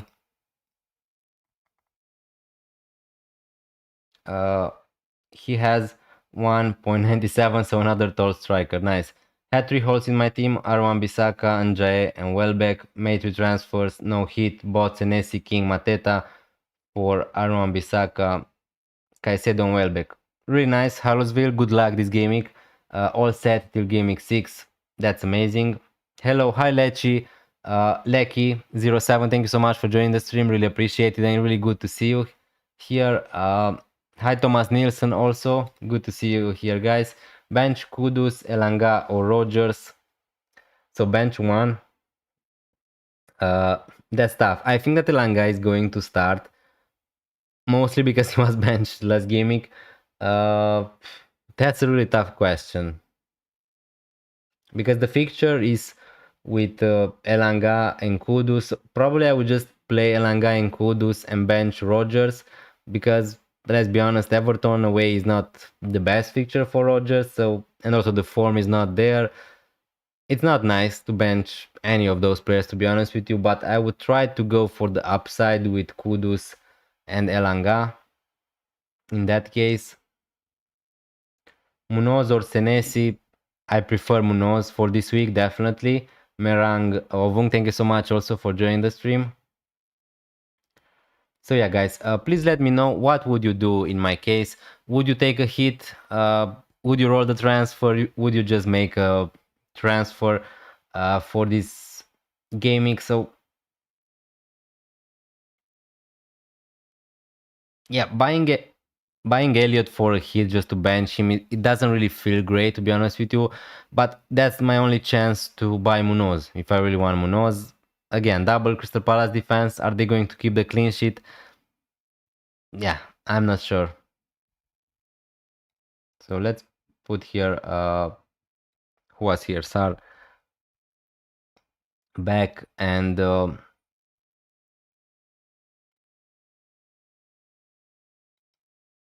let's say Anderson here.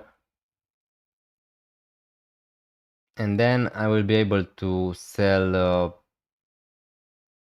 if I'm going to do Aaron Bissaka to Anderson, I will be able to sell Sar to a 7.3 midfielder, but I don't really wanna do that. Just to bench him this game week, it's what I'm trying to say. Wait a minute. So Aaron Bissaka to Anderson. And I could do also Sar to Semenyo for a hit. So this is what I can do for a -4. I'm not sure if I want to do that. Again, then bench someone like Rogers or Reinders. Yeah. Let me know about your opinions. Would you rather Munoz or Lacroix or Semenyo? Already own Evan Nilsson. If you have Evan Nilsson, probably I would just skip Semenyo. I think that Munoz is a better pick than Lacroix. I don't think that the difference is that big. I think that definitely Lacroix for his price is amazing. He's better for defensive contributions. Obviously, he has the best fixture, the same fixtures. But I would go for Munoz or Enzo. I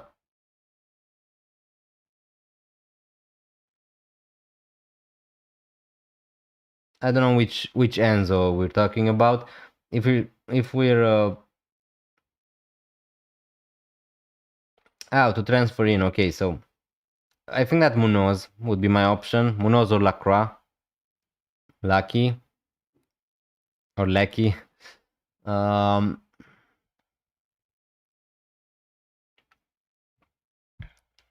so yeah, I'm not sure if I want to take a hit. That's my only problem. Yeah, Enzo Fernandez. Yeah, I figured it out. I think that I would go for Munoz or Lacroix for this week. We have 1 hour still till the deadline. Let's see if we can find something.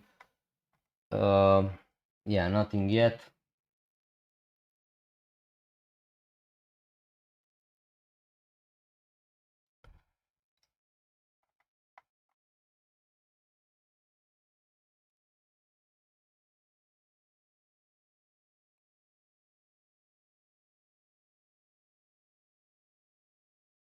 No problem. Thank you so much for joining the stream. Really appreciate it. Thanks a lot. It really means a lot. Hopefully that helped you a little bit, and hopefully you're going to have a great week. Let's see.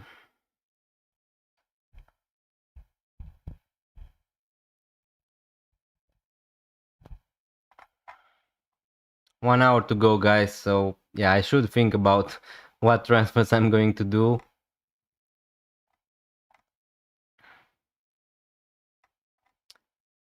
But yeah, the good part is FPL is back finally. So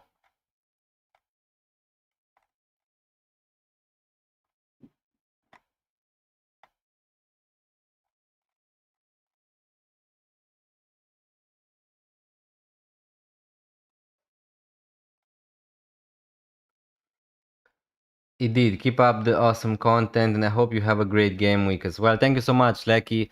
The same for you. I mean, how worst can it go, right? The first 3 game weeks of the season were pretty much rubbish, so surely it can't go like that forever, right?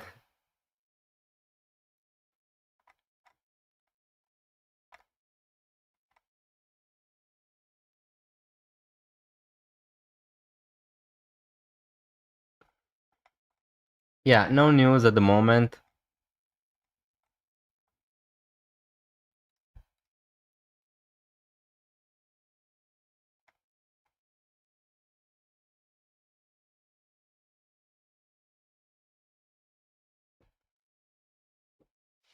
Hopefully not. Yeah, yeah, it can't go that bad, right?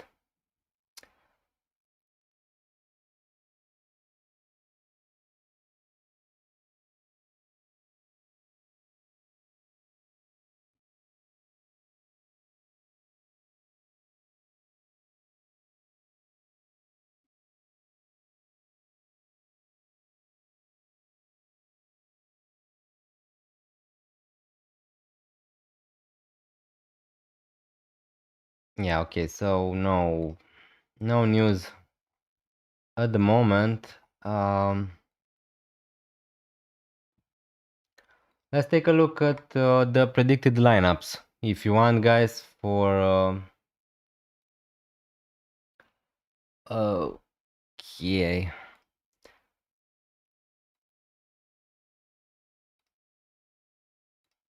So we have an account here, Jump the Wave is the name of the account, and they pretty much have info from a lot of fans who are really good at predicted team, how the team are going to line up for different gaming. So this is Newcastle United.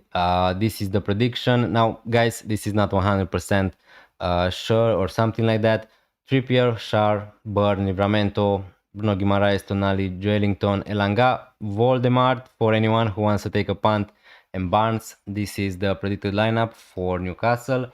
What do you think of the current team? About my team, I talked before. Again, probably my most likely move is to sell Aaron Bissaka because I can't trust him anymore to someone like Anderson from Fulham, and the plan is to use my bench boost in Game Week 5. Again, I don't really want to take a hit. Uh, I want to have 1 week more of information before selling Sar because at the moment not a lot of midfielder are impress me. Let's just say it like that. So yeah, for Newcastle, this is the predicted lineup. If we move to Liverpool, yeah, this is probably something I would also say it's the predicted lineup. No surprises in defense. Now Bradley or Frimpong, there's a 50-50 there on which one is going to start, but I don't know. Maybe Bradley because he's a little bit in front with the fitness. But yeah, McAllister maybe on the bench because he played in South America. So yeah, so both like Gravenberg probably is going to be back as a midfielder. Virs, Gakpo, Salah, Hegitike, I have no doubt in my mind that this is going to be probably the front line for Liverpool. No surprises here. Sanchez, Van de Ven, Senesi, Tarkovsky, Munoz, Lacroix, Reinders, Enzo Semenyo, Bruno Fernandes, Watkins, Haaland, Evanilson. I really like your team. Not a lot to say about it. I don't really like Tarkovsky as a pick. I mean, I think that we have maybe someone like Lacroix. I think that he's a better pick, but obviously you have also Lacroix or Munoz, whichever you're going to end up with. So yeah, for gaming, four it looks great. I don't think that you should make a lot of transfers with that team. So yeah, it's looking decent. You have Haaland, you have Bruno Fernandes, which is okay. You have Watkins. Yeah, you have decent options.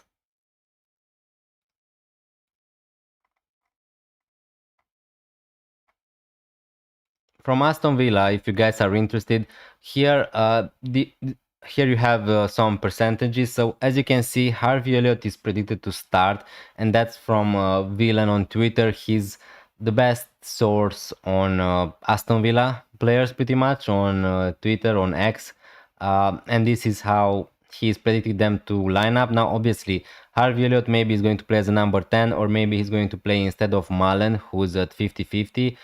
So this is not a guaranteed, but yeah, Villan also expects Harvey Elliott to go straight in that starting 11 for Aston Villa. That's also another reason why I'm really interested in Harvey Elliott in the future.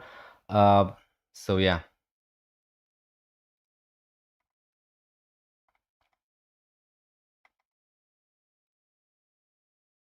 No problem. Lecky, thank you so much for joining the stream. I really appreciate it. And yeah, good luck. Good luck this week. For Chelsea, this is the predicted team. James, Tosin, Chaloba, Caicedo, Enzo, Cucurella. Okay, Cucurella probably not going to play there. But yeah, usually at times he is playing in that position. Joao Pedro, Neto, Estevao. What? Yeah, this was for Fulham. Sorry, guys. This was for the last game week. I just saw the lab there. And yeah, he's injured. So not a lot of team predictions at the moment.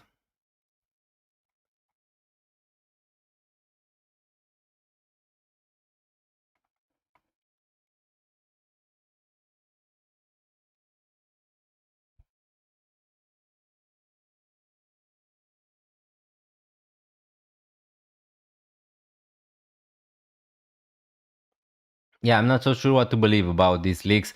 Now, again, if you want to take this information, he's from Ross. Again, it's not a guarantee or something like that. He's saying that he got a source, uh, and they think Elanga, Hall are not starting, and Trippier, Murphy, and Shar are starting. So, again, this is not an official source or something like that. But yeah.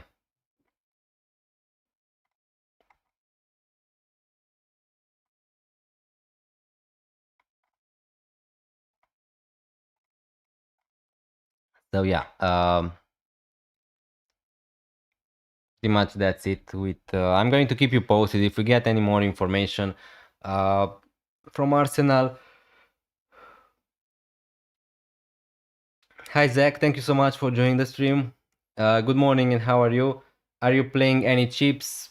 No, this game week I'm not planning on planning any chips. I think that my team is okay without wildcarding.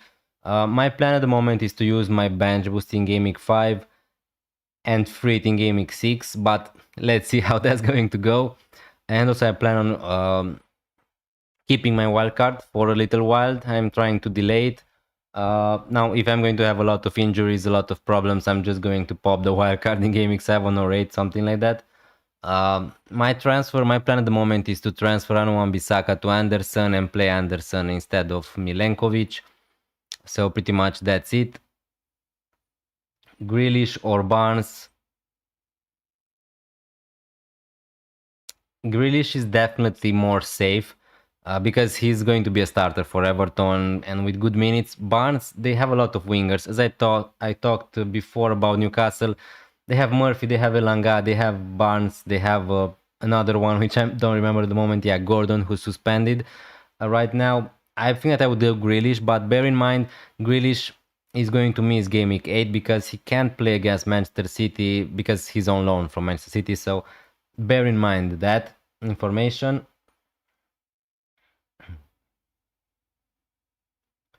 Hi Abu G81, thank you so much for joining.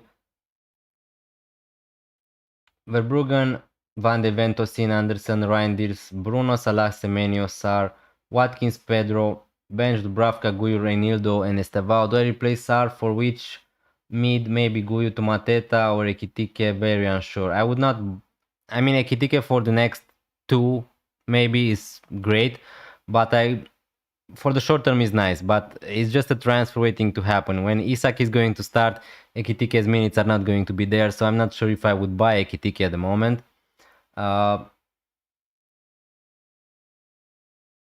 So Sar, probably I would sell him for a Spurs midfielder, Xavi Simons or Kudus, or if you want to save some cash, you have other options, Harvey Elliott, Dewsbury Hall. Njay is a doubt at the moment for this gaming.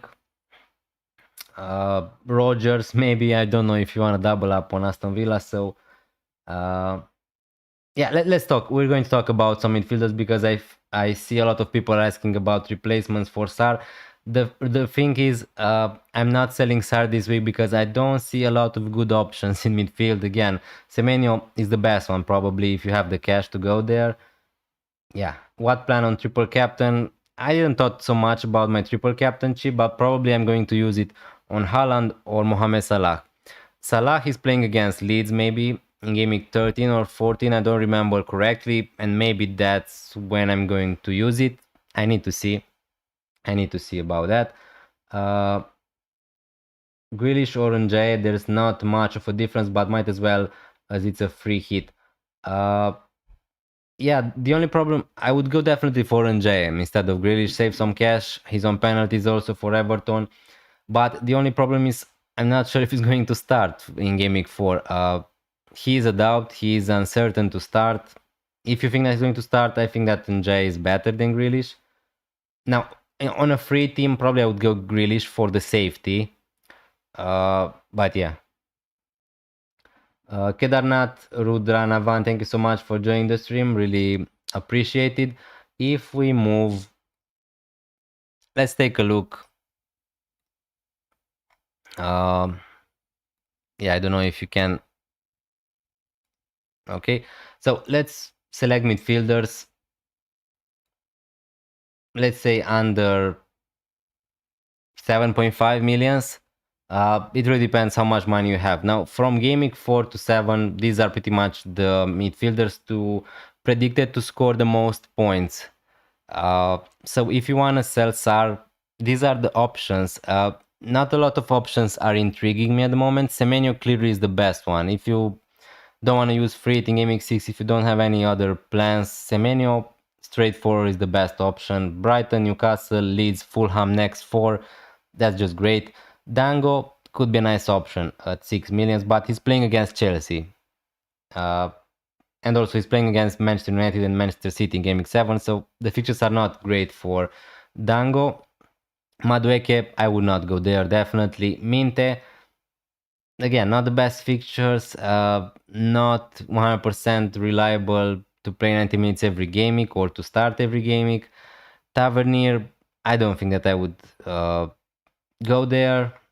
Rice could be decent. The fixtures are not great for Arsenal in the next 3. Anderson could be an option, but he's playing against Arsenal in game week 4. So yeah, Reinders, I think that is okay. The next 2 are not amazing. United and Arsenal. Grealish is okay. Rodgers, if you want to take a punt, if you don't mind buying Rodgers, the fixtures, probably the best fixtures are for Aston Villa, let's be honest. And Rodgers, I think he's a decent option if you have the money to go for him. So yeah, my top replacements for SAR, probably Semenyo, Rodgers, and Jay Grealish maybe. There, Kudus, Xavi Simons. Pretty much that's it. Harvey Elliott if you want to take a punt, if you want to save some cash. Enzo Fernandez also, I forgot about him. He's a decent option, but he's not going to score 20 points every game week or something like that. So yeah, it really depends what you want to do with your moves. So hold on to SAR and sell Guyu for Mateta.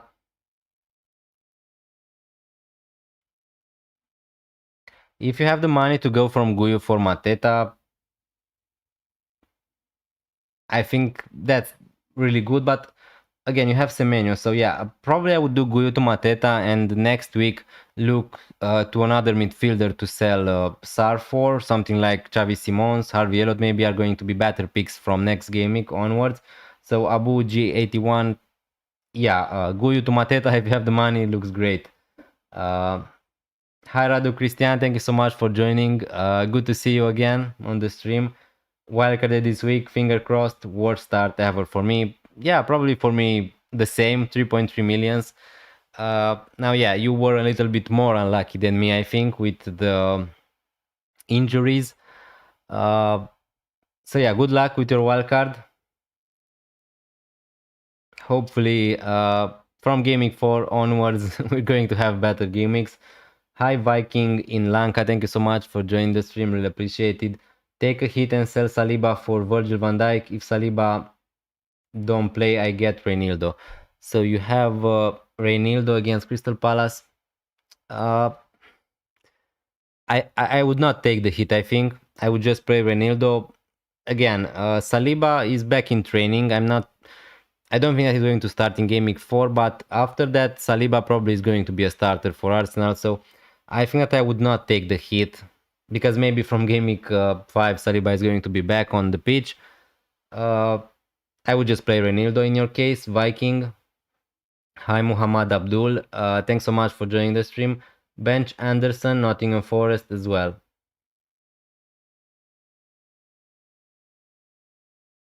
So you have Petrovic, Van de Ven Anderson, Munoz, Salah, Semenyo, King, Gakpo, Mateta, Haaland, Joe Pedro, and on the bench Dubravka, Senesi, Goodmanson. Would you downgrade Munoz or Gakpo to create more funds or keep? No, definitely. If you have Munoz at the moment, just keep him. Don't sell Munoz for Game Week 4, please. I wish I had Daniel Munoz in my team, to be honest, for Game Week 4. So definitely I recommend not selling Munoz and not selling Gakpo. At the moment, just keep it as it is. If you're going to need the funds in the future, you can always Viking in Lanka, thank you so much for subscribing to this channel. It really means a lot. I really appreciate it. Thanks a lot for being on the stream. Hopefully my advice is going to help you a little bit at least. Haaland or Mateta as captain. I think that if I had Haaland into my team, he would be my captain. Again, I think that Mateta is a fine option, but no, Erling Haaland is going to be my captain, in your case at least. That's what I would do. I think that Salah is the best captaincy option this week, and then probably Haaland. So I wouldn't think too much about it. Maybe that's bad for me, but both of them are all penalties. Mateta with the better fixtures, but Haaland against Manchester United, he has a decent record and he's playing at home also. We know what they can do. So I would just captain Haaland in that case, Viking. So for Muhammad Abdul, yeah, if you're going to need the funds at some point to upgrade elsewhere, it is always better to save the transfer and have more free transfers. And then if you want to downgrade Munoz or Gakpo, you can do that in other gaming.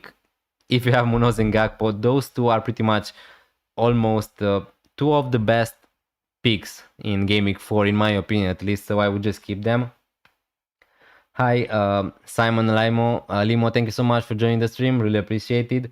What's up, bro? Is this your final team? No, I didn't make my transfer. I think I should make my transfer, you're right. So, yeah, I think that I'm just going to sell Aaron Bissaka to Anderson and play him instead of Milenkovic. That's going to be my move probably.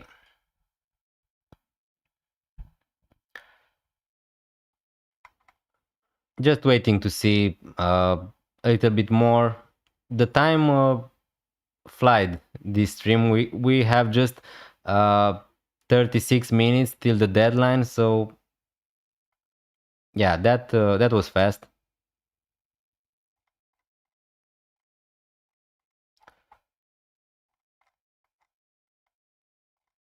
I'm trying to see if we have any more news.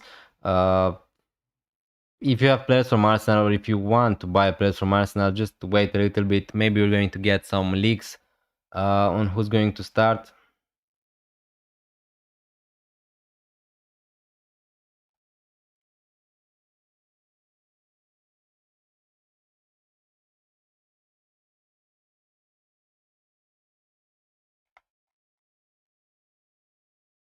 Yeah, no news yet. Hi Josh, Bay, thank you so much for joining the stream. Really appreciate it. Give me the best midfielder for this week other than Salah, Gakpo, and Semenyo. Rogers, no, joking. Yeah, now no joking. Rogers, I think that he's a decent option, but not in that category with the best midfielder this week. So Salah, Gakpo, Semenyo. The best midfielder other than that, probably Florian Wirtz. I know that a lot of people are going to be upset about it, but Florian Wirtz is going to start, right, against Burnley. So pretty much any attacking player from Liverpool who's going to start, I think that are amazing options for this week only in particular. So again, I'm not being biased here. I think that Wirtz against Burnley is just a great pick. The same as Gakpo. So if you want other players, let's take a look at the fixtures. Straightforward. So these are the fixtures for Gaming 4. Straightforward. Yeah, I'm not going to say Semenyo because you know that. Pino, if you want to take a punt just for this gaming against Sunderland. A midfielder from Newcastle, although the problem here is that you don't have certainty on whichever midfielder is going to start, but I would go for probably Barnes here or Elanga. Now there are a lot of leaks at the moment with Barnes and Elanga, so I just don't know how the Newcastle attack is going to be. I would say Barnes because he has a great fixture at home against Wolverhampton. If not, someone like Kudus against West Ham.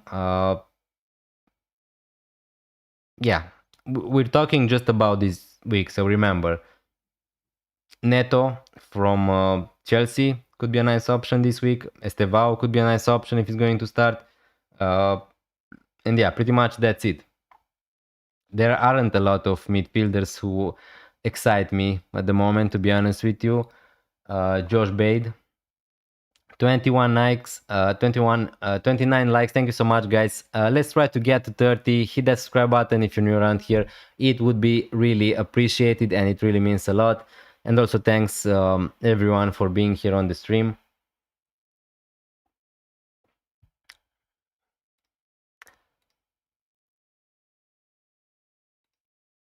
I should... I didn't sort my vice captaincy. Yeah, I'm just going to put it on Mateta for the vibes. Not just for the vibes, but yeah, probably my second captain option from my team at least would be Mateta. So yeah. Now I just need to make my transfer and be done with it. Hi June Tao, thank you so much for joining the stream. Hi Jay, thanks so much for joining the stream also, really appreciate it. Enzo or Barnes? For this gaming, I think that Barnes is better. For long term, I think that Enzo, because with Barnes, you just don't know how his minutes are going to be when Anthony Gordon is going to be back in the team. So yeah, I would say Enzo Fernandez. Sanchez, Poro, Agbadu, Anderson, Salah, Rogers, Bruno, Ryan, Palmer, Watkins, João Pedro, bench, Dubravka, Nico Williams, Esteve, Guyu. 3 free transfers in the bank, that's amazing. What to do? Thinking to use 2. Esteve to Munoz, Palmer to Semenyo. I think that definitely I would sell Palmer. In your case, the most obvious pick is to go for Semenyo straight. And then you were going to play Poro, Anderson. And yeah, if, Juntao, it makes sense to sell Esteve to Munoz in your case. It really depends also what are you going to do in the future. You could also just sell Palmer and play Agbadu, but I understand it's not a thing you want to do because you have a lot of fit transfers. It's not a bad thing to roll even more if you can. I wish I was into your situation. But yeah, Esteve to Munoz, Palmer to Semenyo. Yeah, your planned transfers are just great, so I can't really give more advice on that. I like Esteve, I like Semenyo, sorry, and I like also Munoz for this week. I wish I had both of them. Yeah, thanks. I'm using Frit.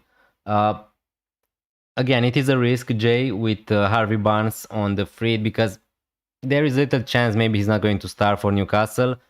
But I think that if he's going to start, Barnes is better for this week. But yeah, you don't have that guarantee.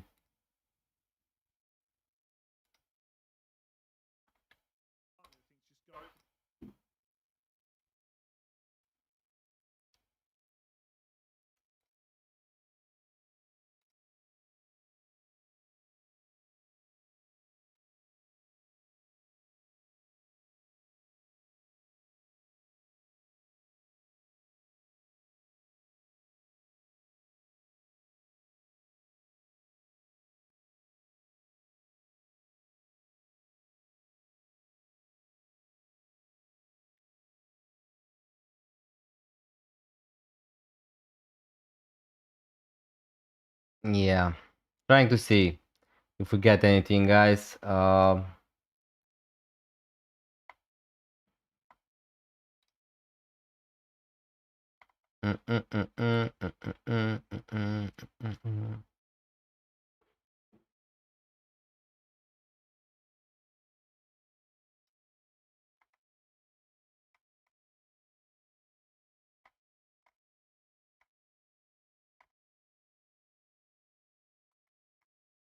Yeah, nothing interesting. Hi, Elikar. Again, do you think it's important to attack Newcastle defenders? No, I think that they are great for the next few gamings. I don't think that's such a obvious pick or a must to buy right now Newcastle defenders. Maybe I underestimated them a little bit because I didn't talk too much about them. I think that's fine. If you want to go for someone like Burn, if you want to go for someone like Livramento, it's okay. Someone like Shar is predicted to start. Again, maybe there's going to be some rotation for this week. But yeah, it's okay. Next game they're going to play against Burnley, so against Bournemouth, sorry. So probably I'm just going to buy Anderson because he has a better fixture in game week in both game week 4 and 5. So probably I'm just going to go for Anderson because he's also really good for defensive contributions. Hi, Anirban Banerjee, thank you so much for joining the stream. Really appreciate it. Is Josh King a decent punt for this game week? I mean, I wouldn't say a punt. He's a 4.6 million midfielder. He's not like he's a good option, but he's a budget option. So I'm not expecting him to score big amounts of points or something like that. So I don't think that definitely he could do great against Leeds. Don't get me wrong. I'm not sure if he's going to play 90 minutes, but other than that, he's a great budget option. But I think that there are better options if you're looking to play them this game week.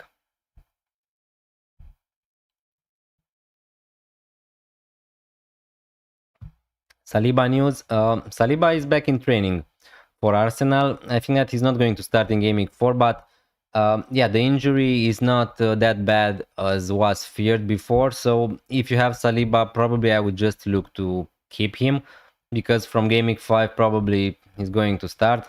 So yeah, the injury is not that bad for Saliba. He's back in training from what I saw at the press conference yesterday. Any other midfielders up to 6.6, then for free it already have Reinders and Salah. 6.6. Kudus. Kudus is 6.6, right?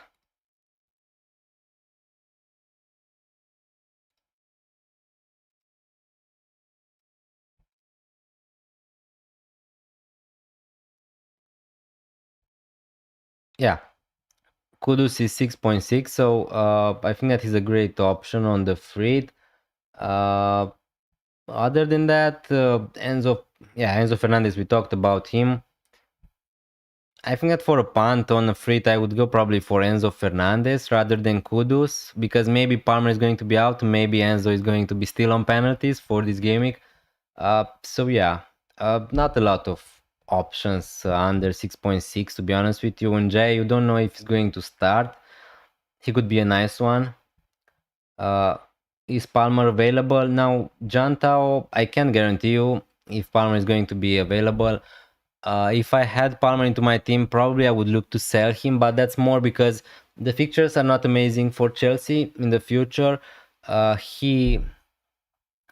His minutes are going to be managed probably.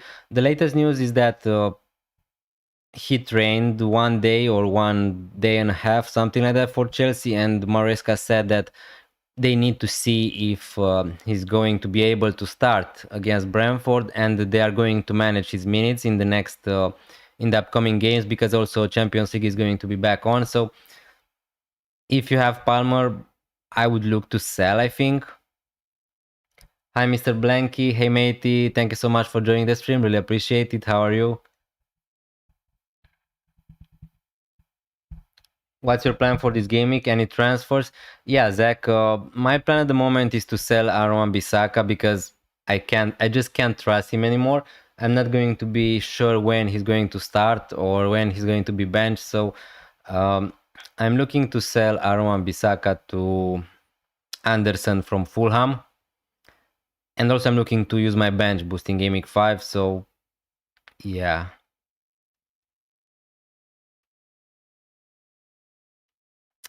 I want to have one more week of information before selling Sar. That's why I'm not selling Sar straight away this game week. And also I have a decent midfield, so I'm not forced to sell Sar. Gehi gonna start and Konsa or Cash, which is a better pick for the long run. Konsa is definitely more safer, but yeah, also Cash has more attacking threat, so It really depends which way you want to go.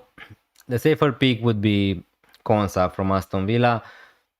Again, Aston Villa were not great in the first 3 games of the season. That's not a secret. So yeah, I would probably go for someone like Anderson, someone like Senesi, instead of going for Konsa, Banerjee. And Guehi from Crystal Palace is going to start, yes. He stayed at Crystal Palace, he didn't transfer to Liverpool, so now he's the captain of that team. He's going to start, of course. 20 minutes till the deadline. Let me check if we got any other news.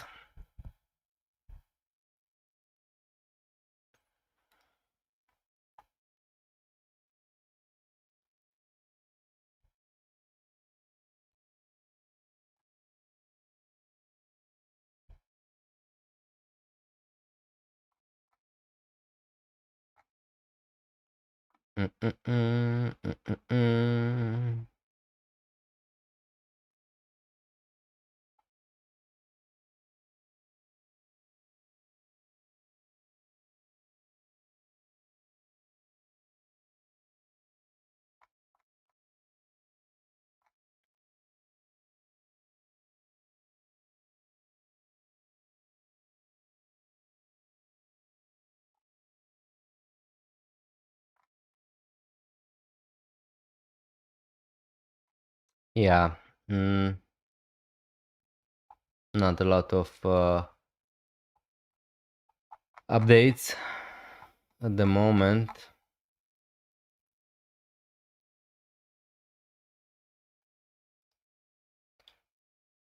Do, do, do, do, do, do, do.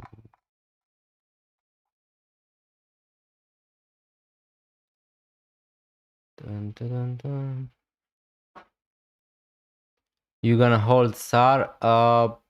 I think, yeah, for this gaming, I think that I'm going to hold him on the bench, but I'm looking to sell him next gaming. Vukek, also, thank you so much for joining the stream. Really good to see you again. Have him too, but don't know what to do. Now, I'm lucky that my midfield is looking decent for this gaming, and I'm rather planning to sell Aaron Wan-Bissaka to Anderson and play Anderson instead of Milenkovic. And I want 1 week more of information before selling Sar, because at the moment not a lot of midfielders are really intriguing me. And also I want to have that possibility open to buy Harvey Elliott in Game Week 5. I want to see how he's going to play and then decide about that. Uh,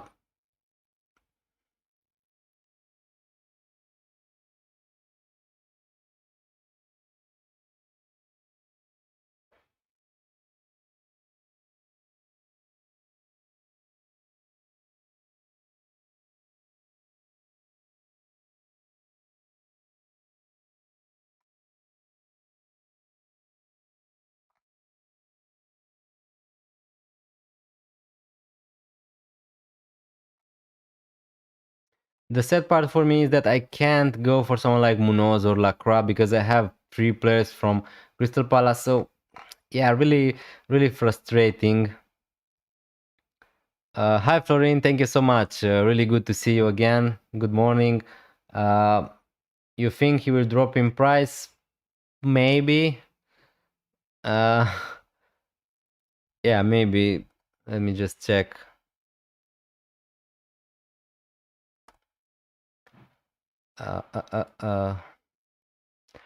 So SAR. I mean, a lot of people are going to sell SAR, so probably it's going to drop in price. It's looking like he's going to drop in 2 days. I'm not sure if his price is going to be locked or something like that, but I'm going to take that risk. It is what it is. I don't really like a lot of midfielders who are available for this gaming, so I'm just going to sell Sar next week. It's not such a big problem if it's going to drop in price. It is what it is. I don't really have a lot to do for. I think that is more important to have more information next gaming.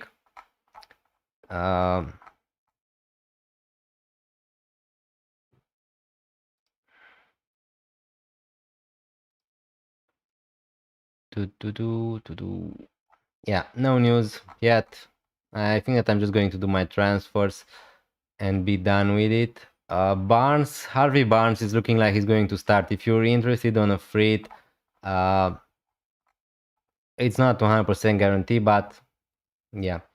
Hi HeroCat, thank you so much for joining the stream. Start Grealish or Paqueta. I will start Grealish. I will start Grealish in that case for sure. Yeah, the countdown is wrong again. I always forgot to start it.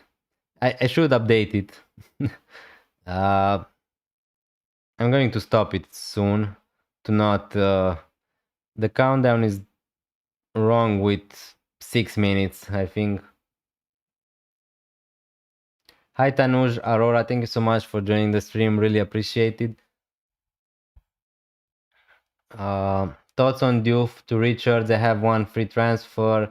Can also do Sar to King for -4. Now, I would not do Sar to King for -4, so I can get Haaland for Watkins next week. If you want to take a hit, you can do it next week. I just think it's not worth to do it right now. And about selling Watkins, yeah, if you want to sell Watkins, that's perfectly fine. I wouldn't necessarily do that. Haaland next week is going to play against Arsenal, if I'm not wrong. So, yeah, I would not. I definitely would not buy Haaland for game week 5 against Arsenal. I would wait a little bit more, but yeah, Diouf to Richards looks decent. Now, Diouf is not such a bad option, to be honest with you. He's certainly better than Wan-Bissaka. But yeah, Richards is better for me in the long run. What transfer do you want to make? Wan-Bissaka to Anderson from Fulham and play him instead of Milenkovic. So yeah, this is what I'm going to do probably. And sell Sar just next game week.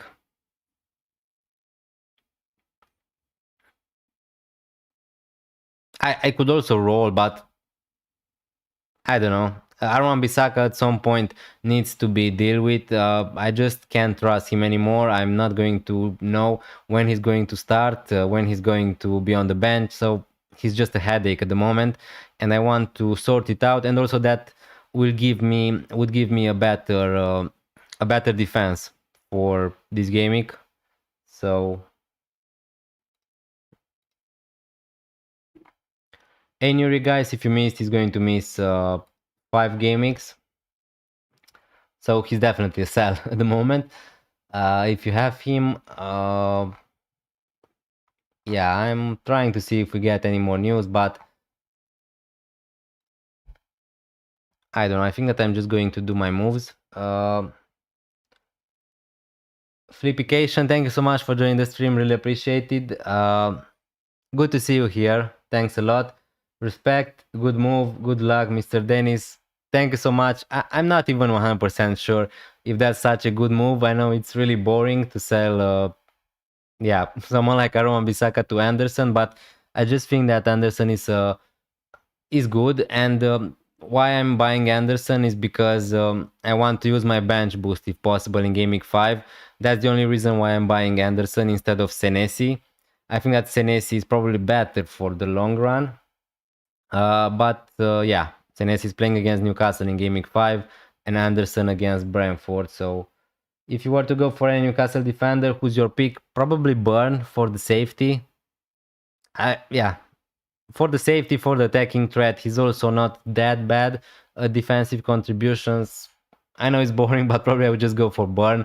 I have also some nightmares. As a Liverpool fan, when we played against Newcastle, yeah, Burn was a nightmare. I don't know what happened. It's looking like Burn against Liverpool is just scoring every time with a header. I know that other than that, he is not scoring loads of goals, but he has some attacking threat. He should at least. Yeah, let's move to transfers. And also, I want to keep Milenkovic for game week 5 at least. In game week 6, maybe I'm going to use my free, but yeah. Also, what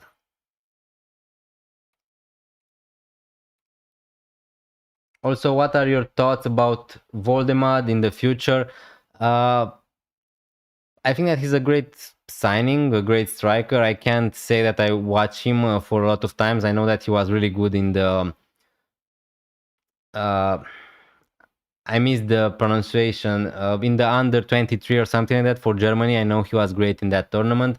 At the moment, in the short term, I think that he's going to be okay.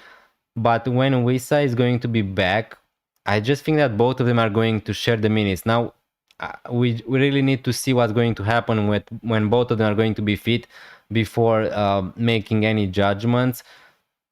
He has the if we knew one of Wisa or Voldemort is going to be a starter, definitely playing 90 minutes every gaming for Newcastle, I would have him into my team for sure. But at the moment, I just don't know that, and I can't guarantee that. So, yeah, long term, I think that she's going to be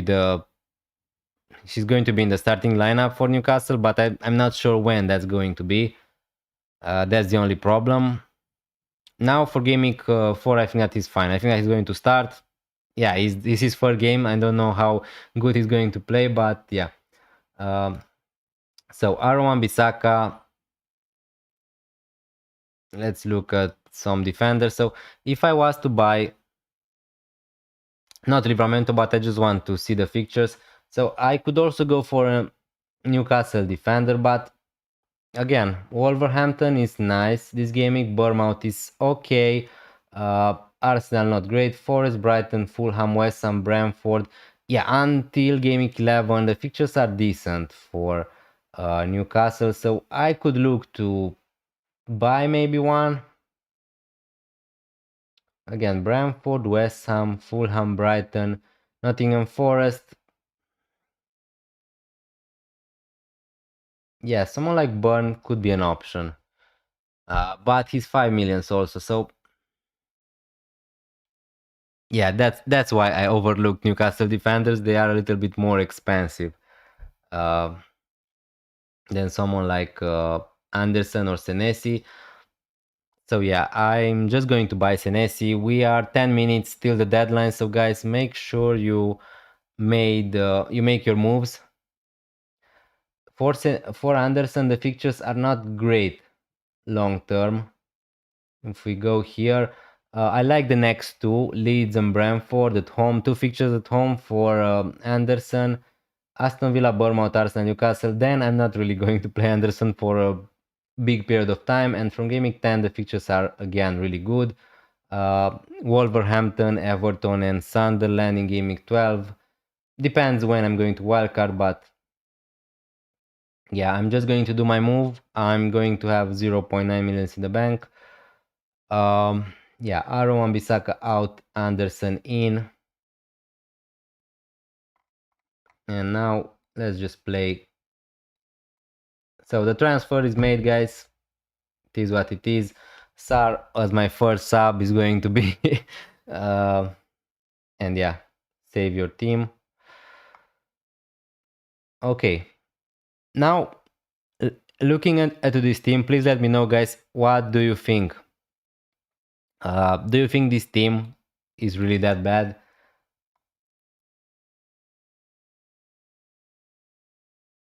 Hi Scooby, thank you so much for joining. Start Murillo or Diouf or -4 to bring in another. I would start Diouf in your case. I would not take the -4. I would just start Diouf. I think now, again, I also sold Aaron Bissaka, but that's because he is a problem for me in the future, so it's not the same. I did my transfer, the Kuiper for Munoz. Good luck, Florin. I wish I had the possibility to get Munoz, but it is what it is. I'm going to need to be happy with just Richards from Crystal Palace. Hi, Bryce, South Africa. Thank you so much for joining. Lacroix or Munoz for the next two gamings. I think that Munoz is better, but Lacroix is also good. Uh, Depends how much money you have. If you have the cash, I would go Munoz. If not, I would go Lacroix. Easy as that.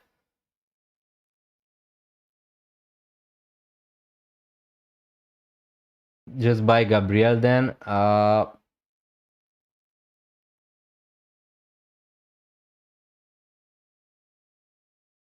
Yeah, but yeah, Gabriel is not having the best fixtures in the in Game Week 5 and 6. That's why I don't know. I don't think that's the time to buy Gabriel, but yeah, definitely an option for the future. I'm planning on selling Milenkovic to Gabriel at some point. Uh, what about Beto as a good starter, or is Barry still a scare? Yeah, I don't think that Beto is such an nailed player for Everton. Uh, wait 1 second. Let me just check. So Beto started first gaming, benched second gaming, and started the third. I don't.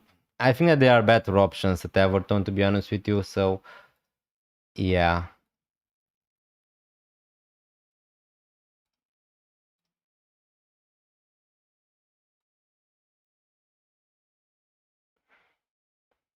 Are you gonna free it on 6 anyway? Yeah. Yeah, that's right. Again, I didn't rule out not free it in gaming 6, but yeah, I mean, it made sense also your strategy for me to buy Gabriel, but I don't know. I think that Anderson is fine also as a 4.5 million defender. 5 more minutes until the deadline. I'm going to stop my countdown. What about Shadow Shifter? Thank you so much for joining the stream. Also Mohamed Diab, thank you so much guys for joining. Leave a like guys if you're new around here. Subscribe to this channel. Captain Salah or Ekitike. Definitely I would Captain Salah. No question about that. Shadow Shifter, Captain Salah. Start 2 from Reinders, Wood, Watkins. I would start Reinders and Watkins in that case. Hi Dave, thank you so much for joining. Hi Steve also. Who would you start, Nico Williams or Diouf? I would start Diouf in that case. Steve, hey man, how you doing? Great, thank you so much for the question. Should I start Guyu instead of Murillo? No. No, Guyu probably is not going to start for Chelsea, so yeah. And then when you go Munoz or Senesi, I would go Munoz if you have the cash. But Senesi is also great.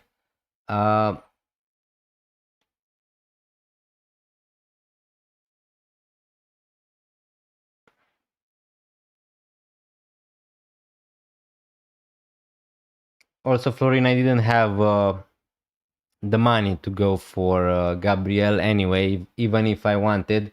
Who to bench from Reinders? Wood, Watkins. Uh, I would bench Wood in that case, Mohamed.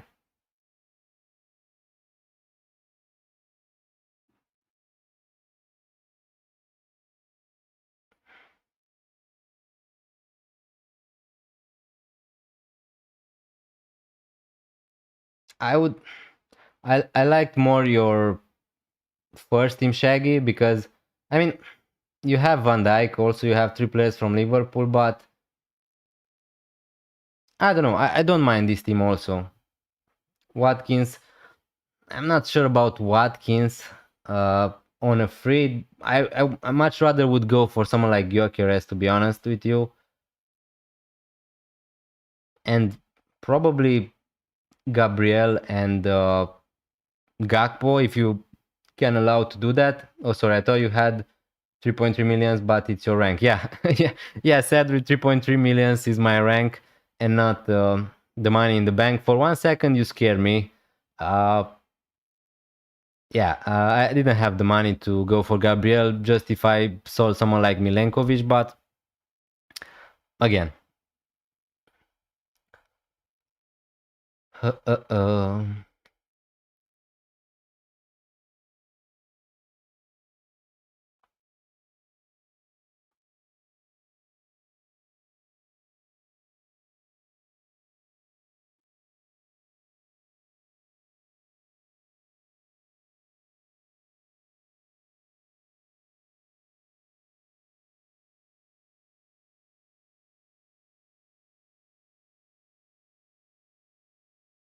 3 minutes, guys. Make sure your teams are ready for the deadline. Munoz or Lacroix. Munoz, if you have the cash.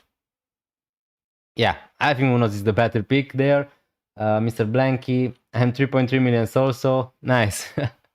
Nice. I mean, not nice because, yeah, we didn't have the best start of the season, but a lot of things can happen, so we should not worry too much about ranking Game Week 3. And that's for every one of you guys. So yeah, my team is locked in, I think. So yeah, I'm just going to save it also.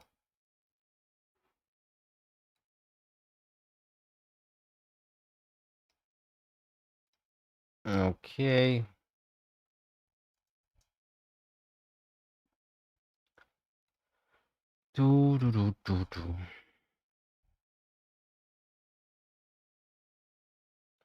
Is there league team news for the Arsenal game? From what I saw, no. No. I don't see anything. Yeah, sorry guys.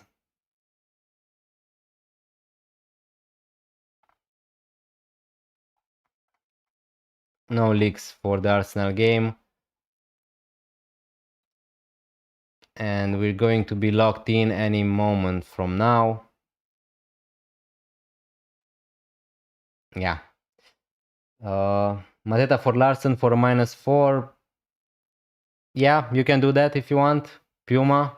If you don't have any, if you can't bench Tran Larsen, then yeah, I would do the -4 probably for Mateta. Do I make Palmer and Murillo to Semenyo and Munoz? I think that's a great strategy, Mr. Blanky, but make sure you make your transfers right now because you don't have the time. I don't know if that's for free, but yeah, those transfers look good to me. Palmer, Murillo to Semenyo, Munoz. And we are locked in, guys.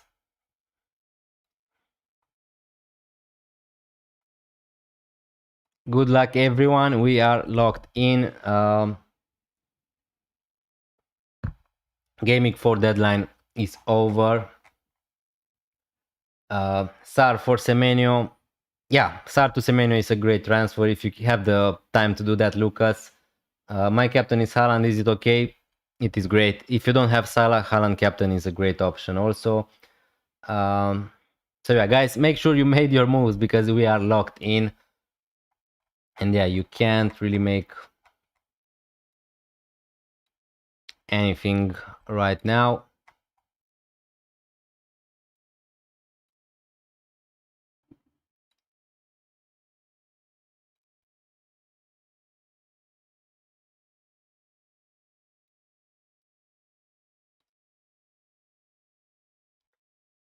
To do.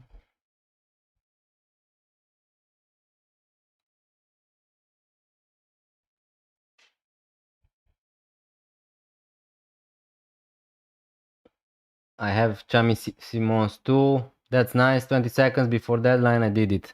Good luck, Lucas. Good luck, everyone.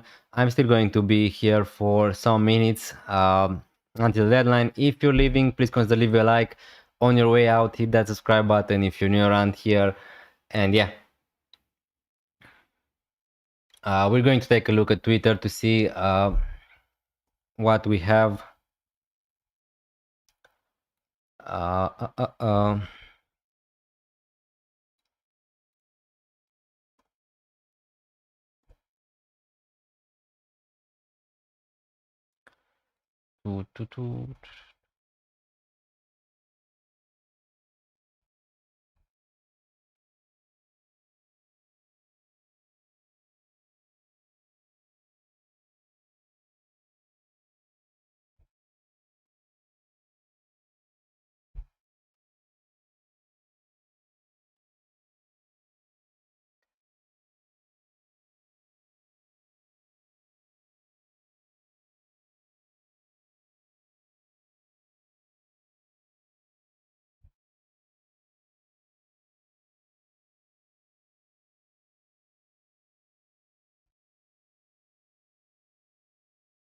Good luck, everyone. Good luck, Eliker FC. Thank you so much, guys, for all your support, for being here on the stream. It really means a lot. 34 likes, also amazing. I got Calafiori as well. Hope Arsenal can get a clean sheet. Yeah, hopefully for you that's going to happen. And yeah, Calafiori is just scoring goals for fun, right? In the last period of time. Good luck this gaming, Dennis. Good luck, Shaggy. Good luck, everyone. By the way, Manchester is blue or red. Uh, Yeah, as a Liverpool fan, that's a really tough question because Manchester City definitely are a threat to Liverpool title hopes, but also I always want Manchester United to lose. So again, hopefully it's going to be a draw. No one gets upset. 1-1 draw. That would be amazing. I bought in Ndoye hoping he's involved for Forest goals. Yeah, hopefully for you that's going to be the case. I'm not sure if that's going to happen in gaming 4 against Arsenal, but who knows.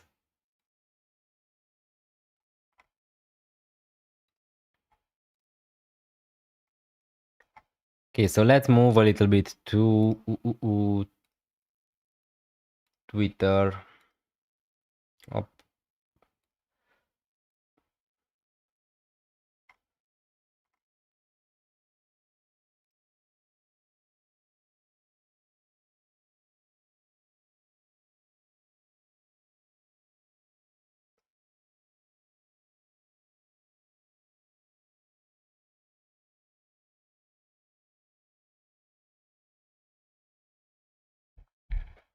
Please don't be draw. My captain is Haaland.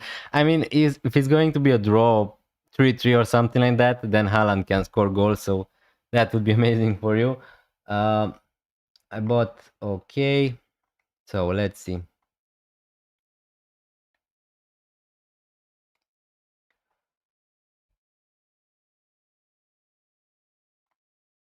Probably everybody bought Semenyo, right?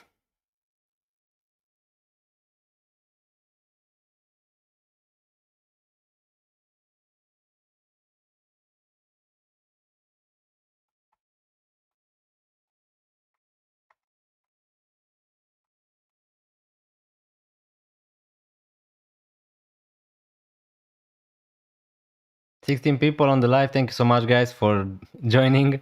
Really appreciated. We are just. Do you think Xavi Simons will start? Uh, yeah, if I was to bet, I think that he's going to start. But to be honest with you, I can't guarantee it. Even if he's not going to start this game week, you're going to have Xavi Simons for the next few game weeks, when I think that he's going to be a great option. So yeah, overall, I like Xavi Simons for the future. Harry took a -4. That's so not Harry, but yeah, Sar and Stevie out for Senesi Paqueta. Okay, nice moves. FPL wrapped Ross, sold Diouf to Munoz, which is fair enough.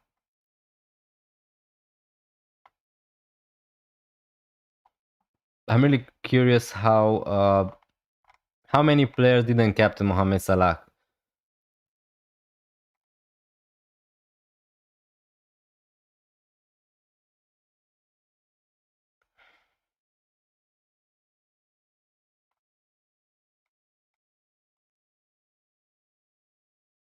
Ben Cranlin,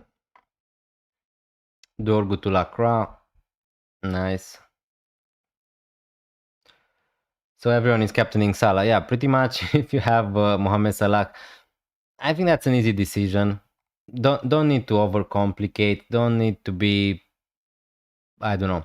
If you have Salah obviously into your team, I think that he was the best option. Now we need to see which one is going to score more points. Maybe Haaland is going to outscore him. So nothing is guaranteed. Nathan Bacon is triple captaining Mohamed Salah. So yeah, I'm really curious about the EO, the effective ownership for the captaincy.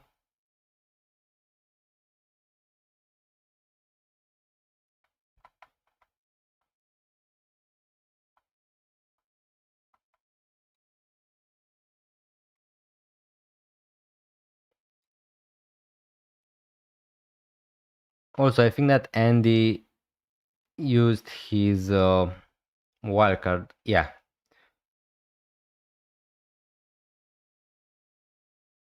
And he doesn't have Munoz. Okay.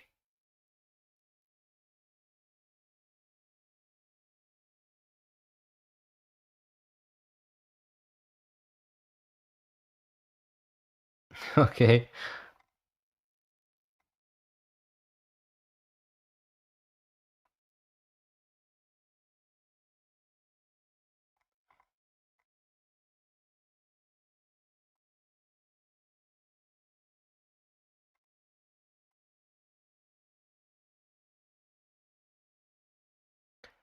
I guess we can see Isak as a captain next week. No, I mean, I think it's too soon. But who knows? Maybe he's going to came in the second half, score 3 goals against Burnley, and maybe he's going to start. Now, obviously, things don't work like that. I don't think that at the moment, if you ask me right now, I don't think that Isak is going to start against Everton. But let's see how many minutes he's going to get in against Burnley first tomorrow, and then we can assess from there. So yeah, uh, pretty much that's it.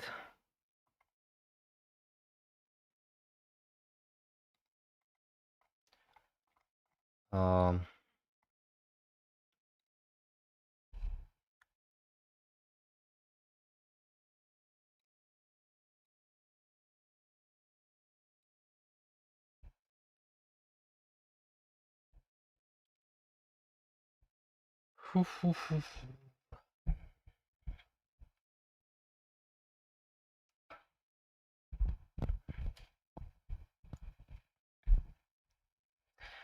yeah, so let's see. I think that I'm going to remain here until we get the news. Until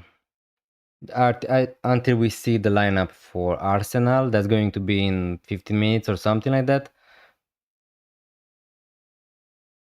My final team: Raya, Munoz, Van Dijk, Anderson, Salah, Wirtz, Semenyo, Reinders, Gyökeres, João, Mateta, bench, Murillo, Rodon, King. Nice. Real nice team, Shaggy. Good luck this gaming. Hopefully you're going to smash it. I heard that Palmer is back in the training. Yeah, Palmer is back in training, but again, we don't know if they are going to rush him. That's the only problem with Palmer. Hi, Ronaldo Mangayun. Do you have Grealish? No, I don't have Grealish. This was my team. This was my team for Gaming 4. I don't have Grealish and I didn't plan to buy him, so yeah, I want to have one more week of information before selling Sar. And Grealish, again, I want to bench boost in Gaming 5 if possible. Grealish is playing against Liverpool, so he would not be my best transfer, in my case at least, for my team. And he's also not going to play in Game Week 8 against Manchester City. So yeah, I don't have Grealish, but to be honest with you, I'm not sad about that or something like that. I think that he's great. If you have him, he's a decent option. I didn't go with another defender from Arsenal because I don't think they are very good at DEFCON. Yeah, they are not very good at DEFCON. You're right, Shaggy. And Gakpo in the long run, I think, will be subbed a lot with Isak and Ekitike. Yeah, for the next two, Gakpo and Ekitike are great in the long run. At the moment, I would expect Ekitike to lose more minutes to Alexander Isak than someone like Cody Gakpo, because Gakpo as a left winger doesn't really have a lot of competition. Now Ekitike could play there, maybe could take some minutes out of Gakpo. It could happen, but yeah, Gakpo is more nailed than Ekitike in my view at least. So yeah, I bought Guardiol too. Uh, yeah, Ainery is out for 5 weeks, so that's good news for Guardiol. For the long run, Guardiol probably is going to be also in my thoughts at some point. So yeah, good luck. To be honest with you, I don't really know. Guardiol is back in training from what I saw. He's not injured or something like that, but yeah.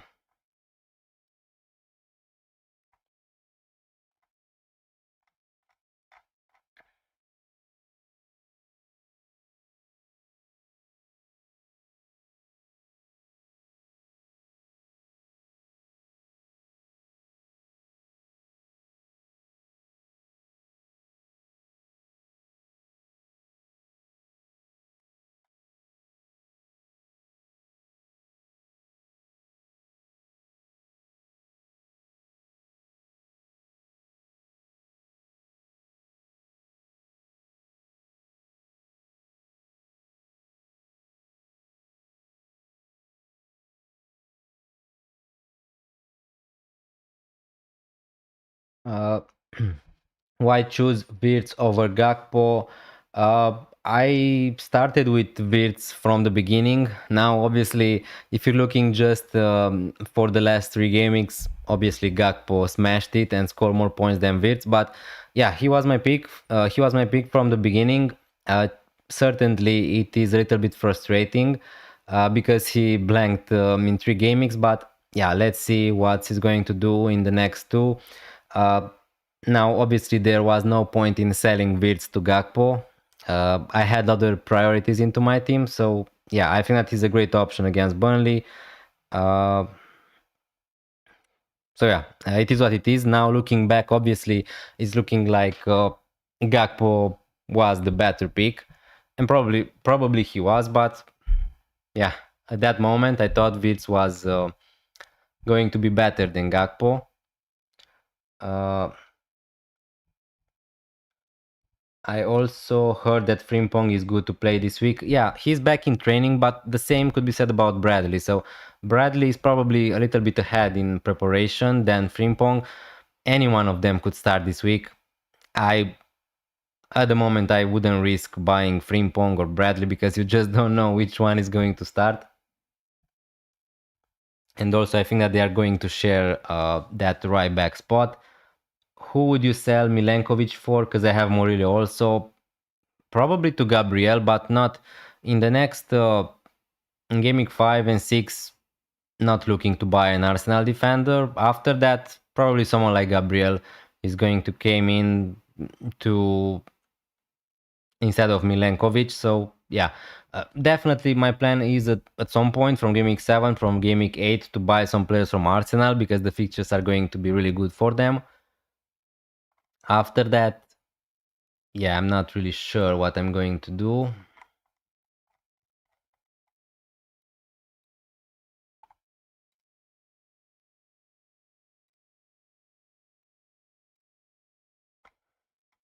Okay, so I think that we have the teams.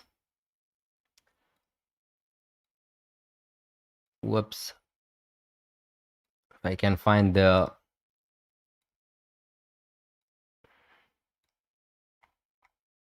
So, for Arsenal... Whoa, didn't expect that. Okay, it's not a picture, I guess. Eze starts, Gyökeres starts, Madueke starts, Raya Timber, Mosquera, Gabriel Calafiori, Zubimendi, Merino, Odegaard. So, not a lot of surprises. Yeah, Rice is on the bench. That's a little bit out of the blue. But other than that, I predicted Eze to start. I made a short. I made also a free team with Eze for gaming 4, and I predicted him to start, and he's starting. So yeah, happy about that. Mosquera partners Gabriel. Let's see. So Nottingham Forest sells Williams, Morata, Murillo. Okay, for a second I thought Milenkovic is not starting. He is. Wood is starting, Ndoye, Gibbs White, Anderson, Huston Odoi. Yeah. Zinchenko is not even on the bench. So Milenkovic, Murillo, Nico Williams, and Morato, right, is playing as a right back, I think.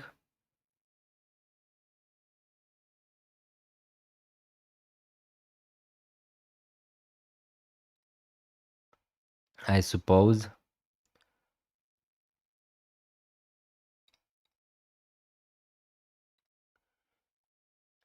I also picked Watkins for my squad. I hope he scores a lot of goals today. Yeah, hopefully. Hopefully for you and me, Aston Villa boys are going to do something. Goodbye, Dennis. Wish you good luck for this week. Thank you so much for joining, Embry. Good luck this week. I hope all of you have a great weekend. I'm going to stay here 5 minutes or something like that, and then I'm going to end this stream also. 37 likes. If we can get to 40, that would be amazing. And I thank you a lot for all the support you showed. This week. I just want to see. So yeah, not a lot of surprises. Declan Rice is on the bench. Don't worry if you have Rice, he's not going to be on the bench forever. For Arsenal, probably it's just a precautious.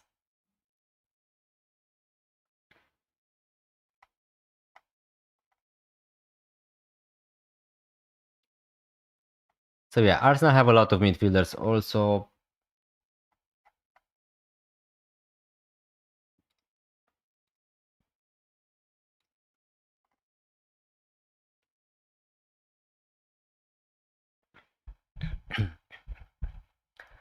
Okay, so I think that we're going to leave it here. Thank you so much, everyone who was present here on the stream, who gave a like, subscribe to this channel, really appreciated. Yeah, I'm going to keep you posted for next week for more content. Probably we're going to do also a stream on Wednesday if you're interested to preview Game Week 5, and also the same uh, deadline stream, obviously. So yeah, thanks a lot for being here. I wish you a good weekend, everyone. Good luck, and hopefully you're going to get some green arrows. Good luck, everyone, and yeah, I'm going to see you next time. Bye. Have a nice day.